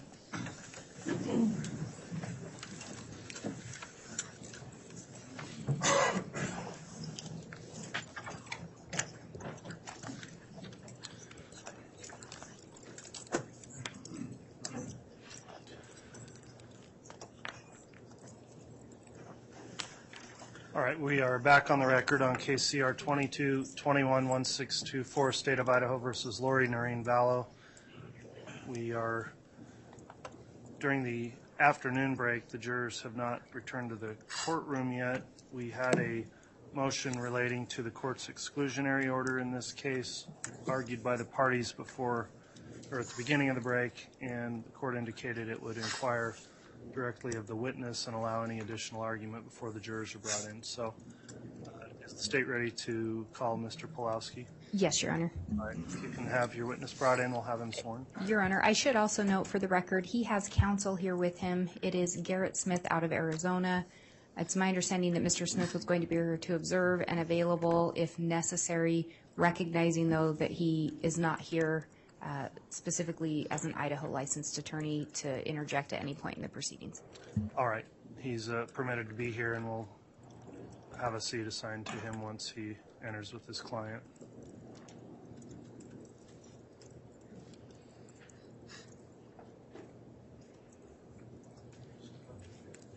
Sir, for approach me, please.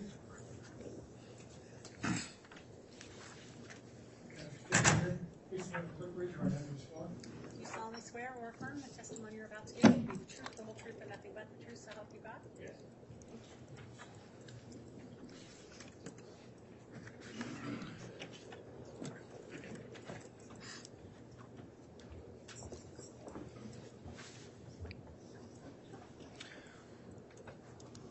All right, Mr. Pawlowski, you've been sworn. The court has entered in this case what's called an exclusionary order relating to a rule that does not allow witnesses to view or listen to other witnesses' testimony in the trial before they testify. There's been some concern that there may be an issue in regards to that order. The concern was brought forth by, well, information was provided by the state, and the defense has made an argument. So I'll have a question or two of my own for you, and then you may also be examined first by the attorneys as we sort through that issue prior to your providing testimony in front of the jurors. So there's some indication that I guess your, would you just indicate on the record who your wife is? Melanie Pawlowski. Okay, and the information we had was that she had listened in or perhaps observed some trial testimony. Is that something you're aware of? To my knowledge, she hasn't listened to anything. There was a point where her ex-husband, Brandon Boudreau, testified, and there's some ongoing litigation between Melanie and Brandon, and so there was some information that she read, I don't know if it was headlines, that she had concerns about. I didn't really get any details. There didn't seem to be anything of substance there for her, so all I knew is that he testified. Okay. Have you personally listened to any of the testimony that's occurred in this trial? No. Have you read any of it anywhere on any news report, anywhere online? I've seen headlines, as I've scrolled through my news feeds, but I haven't read anything. Listen to any kind of audio feed of any of the proceedings? No. All right, that concludes my line of questioning. Mr. Archibald, you raised the objection at this point. If you'd like to question the witness before he testifies, you can do so.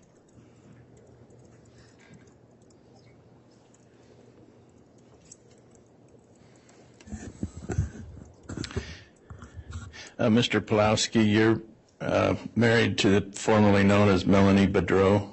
Yes. And how long have you two been married? Just about 4 years, 3.5 years now. Were you in the same meeting where your wife met with FBI agent Doug Hart and prosecutor Lindsay Blake? No, we were separate during those times. And you came from, where do you live now? Arizona, Mesa. And you came here with Melanie how long ago? We arrived on Monday. And Mr. Pawlowski, if you could just forward Yes, to the I'm sorry. microphone, please. We arrived Monday. So this is your third day in Idaho? Yes. And have you and Melanie talked about this case? Yes. And Melanie made a statement to the prosecutor and the officer, the nail is already in Lori's coffin. Objection, Your Honor. This is hearsay for this witness. He already indicated he was not in the room or present for any conversation. So my question is, did you hear her say that? No. Is that what she said to you? No. Has she ever said anything like that to you? No. Have you said anything like that to her? No. Now, you brought an attorney with you, right? Yes. And why is that? This is just a complicated matter, and I just feel better navigating it with an attorney present. Are you aware that your attorney was also here with another witness? Yes. And did you talk to your attorney about what the other witness said? No. You understand that an attorney is legally and ethically obligated to tell his client everything. Your Honor, I'm going to object here. I think that's a mischaracterization, and I think this is going well beyond the exclusionary issue that we're supposed to be dealing with. On the first grounds there, I'll sustain that. So you're claiming that your attorney, who was also here with another witness, did not tell you anything about what the other witness said? Objection asked and answered. Hasn't been answered, but go ahead. You can answer that. Sorry, could you restate that? You're claiming that your attorney has not told you one thing about Zulema Pastina's testimony here. Correct. Did you ask? No. He didn't tell you? No. Now,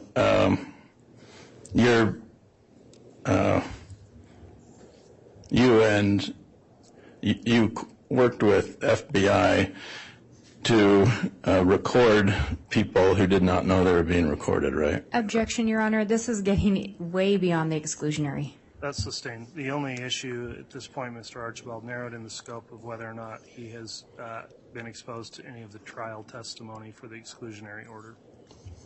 So, Mr. Pawlowski, you're claiming that you don't know anything about this case because you haven't listened to anything since it started 5 weeks ago.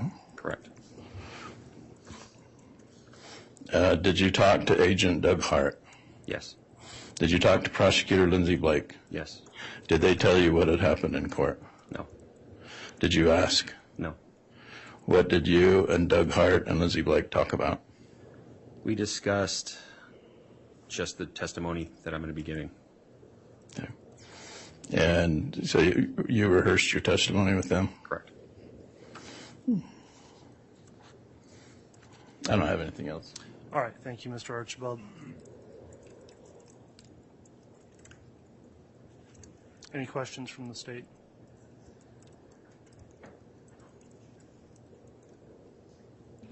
Your Honor, if we can have just one moment, please. Yes.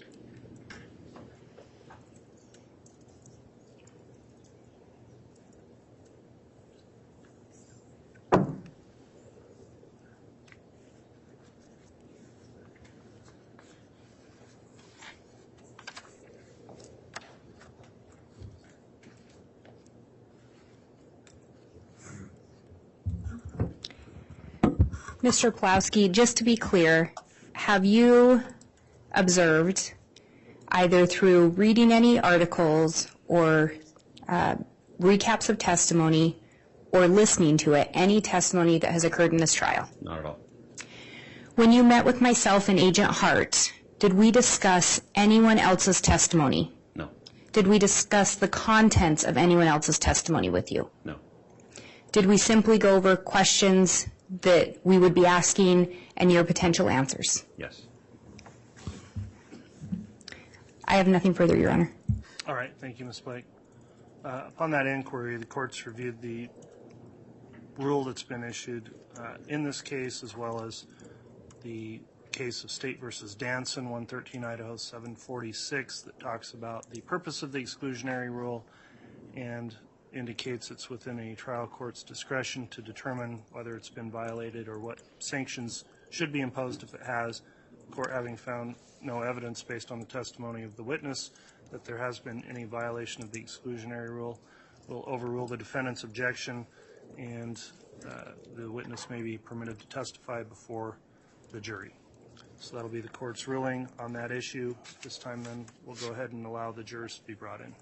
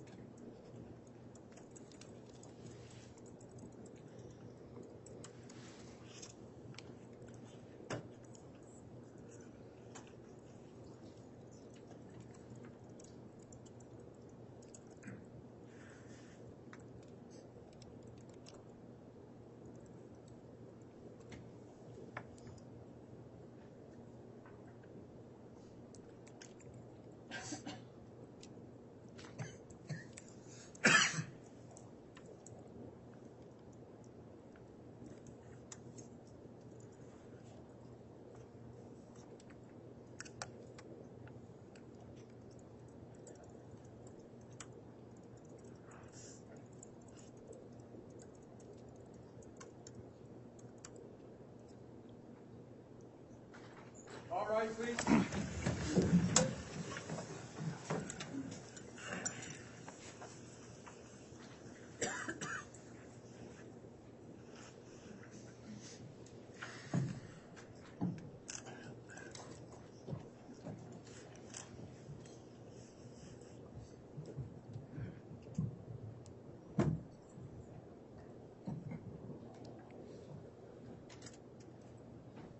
Jury's all present, counter for you.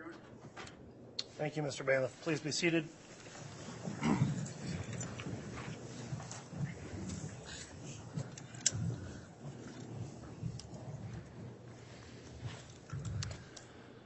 Okay, we're on the record. CR 22211624, State of Idaho versus Lori Vallow. The witness on the stand at this time has previously been sworn. Before we begin with his testimony before the jury, let me just indicate, Mr. Pawlowski, if you'd kind of make sure to sit forward and talk directly into that microphone, it'll help keep the record clear. Also, please answer verbally any questions asked, and try not to talk at the same time as anyone questioning you, so we keep a clear record. With that, the state can commence with the direct examination. Thank you, Your Honor.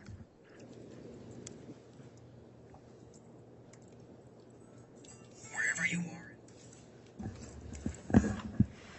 Would you please state your name and spell your last name for the record? Yes, Ian Pawlowski, Pawlowski. Do you know Lori Vallow or Lori Daybell? Yes. How do you know her? We met briefly right after I began dating my wife, Melanie Pawlowski. And do you know how Melanie is related to Lori? Melanie is her niece. Do you recall approximately the first time you met Lori Vallow? I want to say it was between November 20th and November 25th. It was right before we went down for Thanksgiving in 2019. And when you say when we went down for Thanksgiving, who is the we you're referencing? So I traveled down, and then Melanie came and met me later. And that would be Melanie that is now your wife? Correct. So Lori did not travel down there? No. And when you say down there, where were you going? Arizona. When you met Lori, was that a face-to-face visit? First time, yes. Do you recall approximately, or actually let me back up, do you know an individual named Chad Daybell? Yes. And do you know who he is? He is married to Lori. Do you recall meeting him? Yes. And when was that? It was the same time I met Lori. Did you meet him in person? Yes. Were they together when you met them? Yes. Do you recall where you met them as far as the location? Yes. That was at the apartment just next to Melanie's. When you met them, did you have any substantive discussions the first time? No. Did you come to know or learn of the relationship Melanie had with Lori and Chad? Yes. And what kind of relationship was that? It was a very close, supportive relationship. Was it so close that, in fact, you went to Lori and Chad first before asking Melanie to marry you? Yes.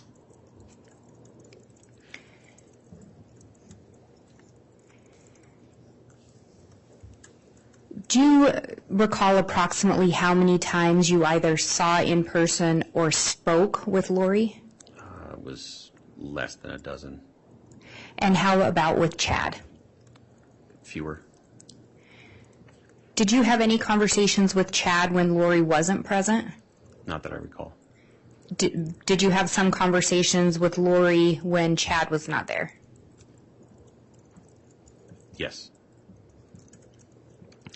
At some point in those conversations, did Lori talk to you about her purported beliefs? Yes. What were some of the beliefs that she talked about? Your Honor, I'm going to object this to vague. I will sustain that. It's just a question about beliefs in general.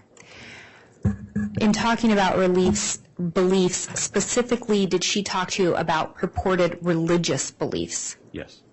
And referencing those religious beliefs, what were some of the things she told you? She discussed, there were beliefs about possession. There were beliefs about locking Satan away.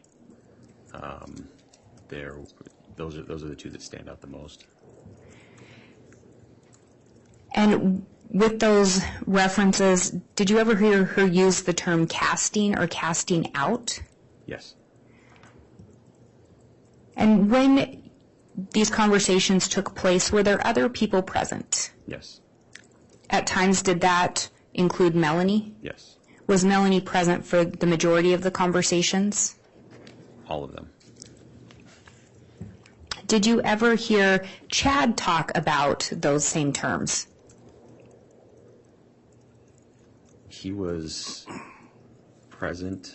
I don't specifically recall if he stated anything. Lori typically did most of the talking, but Chad was typically there and acted as a support to what Lori was saying. Do you recall her ever talking to you about multiple probations or multiple creations? I don't recall anything specifically about that from her, no. And you talked about you and Melanie had headed down to Arizona. Was that for Thanksgiving of 2019? Yes. At some point, did the two of you return to Rexburg? Yes. When you returned to Rexburg, do you recall if Chad and Lori were still there? They were not. Do you know where they were? No. Had you ever been to the apartment that Lori resided at in Rexburg? Prior to that, no. Had you gone to her apartment when you first met her? Yes. And Chad was present in the apartment? Correct. Do you know if he was residing there with her? I don't. Did you see when you met her, did you ever see J Vallow? No. Did you ever see Tylee Ryan? No. Did you know of their existence when you first met Lori and Chad? Yes. Did Lori ever say anything to you about where they were? No. Did you see any indication that there were children living in the apartment? Yes. And what indications did you see? I saw backpacks that looked like they were for children, luggage that looked like, they were designed for kids. Did you ever look at any bedrooms in that residence? Yes. And did you see signs of children there? No. And when you had conversations with Chad and Lori, did you ever hear Tylee or JJ in the background? No. Was there ever mention of Tylee and JJ in your conversations with Lori? Not that I recall.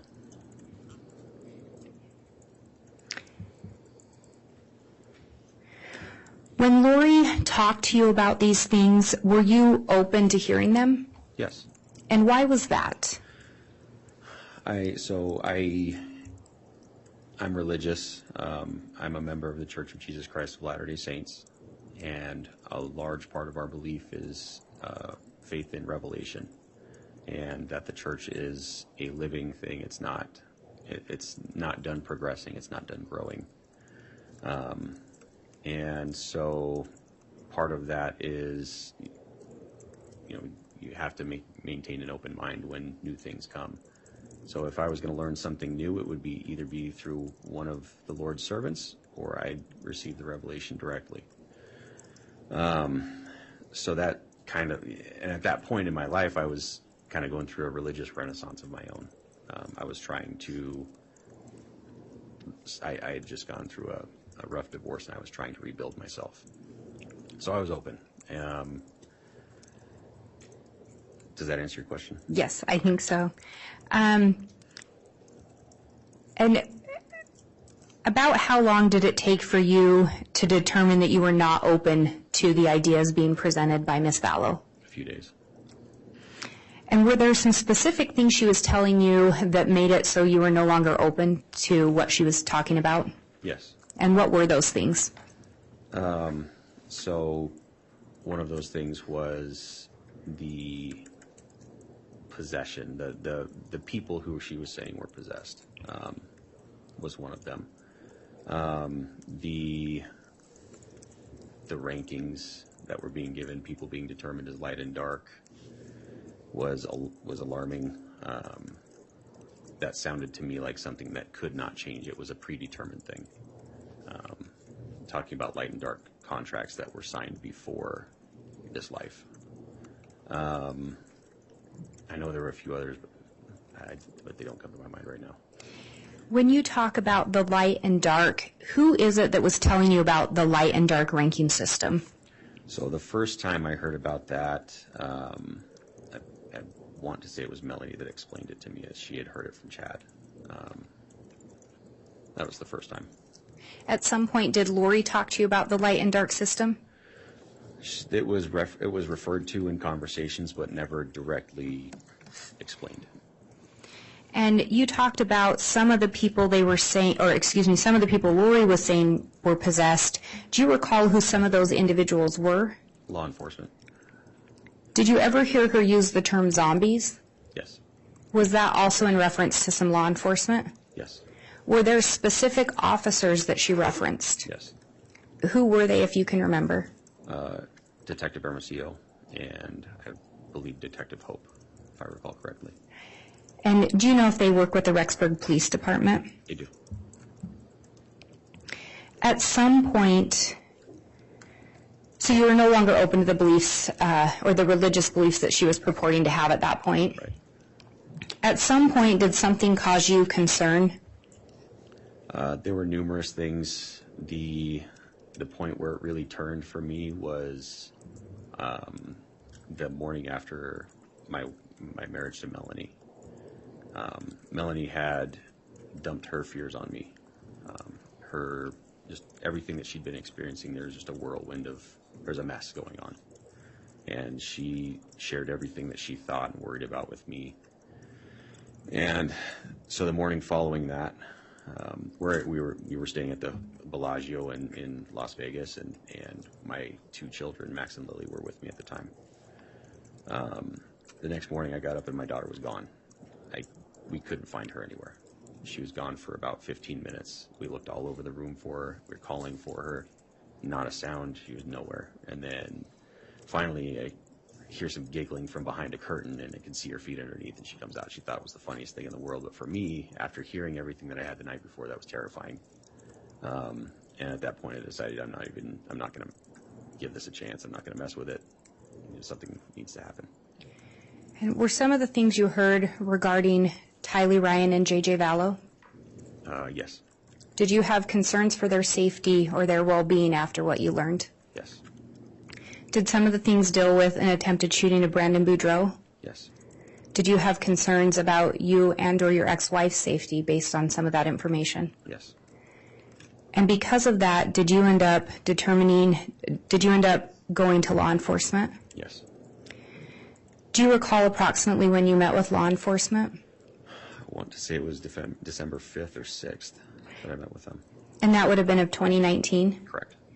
And when did you say, and I may not have asked you, but when did you get married to Melanie? It was November 30th, 2019. So less than a week later, you were at law enforcement? Correct.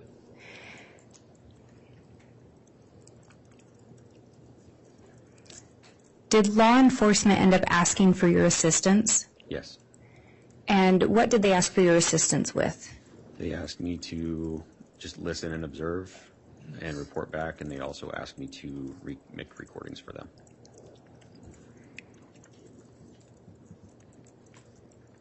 And did they instruct you to make sure that you were present and party to any conversations you were recording? Yes. Did you in fact do that? Yes.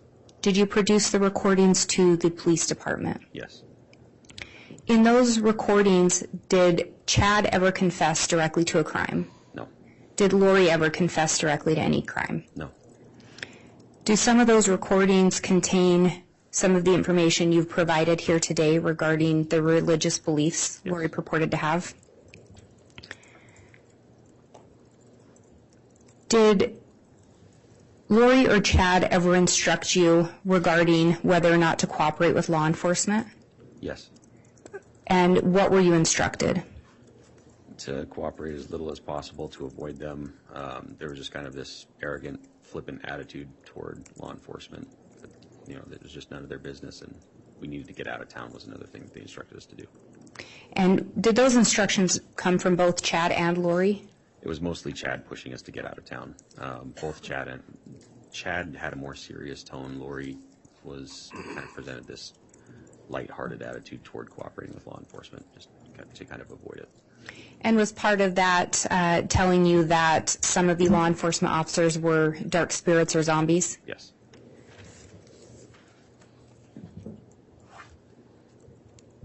Just one moment.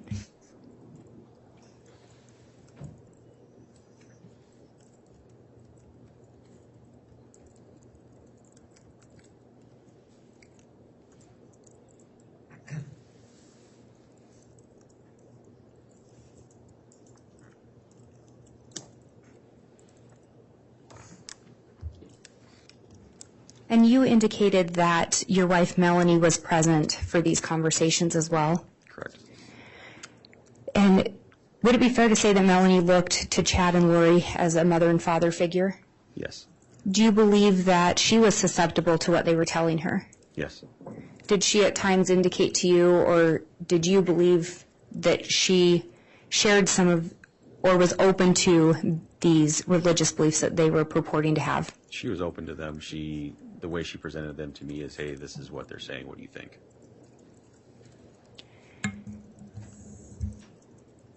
And would you say out of the two of them, Melanie was closer to either Lori or Chad? Absolutely closer to Lori. I have no further questions. All right. Thank you, Ms. Blake. Let's see who will be doing cross. Your Honor, I'll be doing the cross, but given the fact that the state has referenced some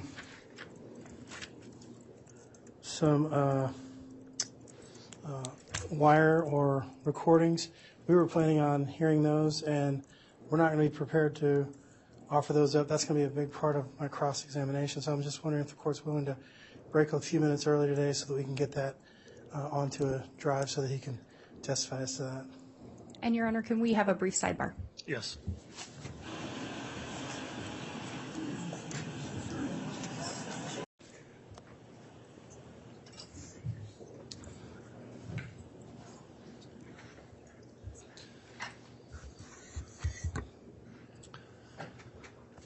All right, upon conferring with counsel in a sidebar, the defense does intend to introduce some exhibits, which may take some time. However, they're going to make a further review of that, see where they agree or disagree with the state. We may probably hear motion on that in the morning, potentially outside of the presence of the jury, to determine where that stands.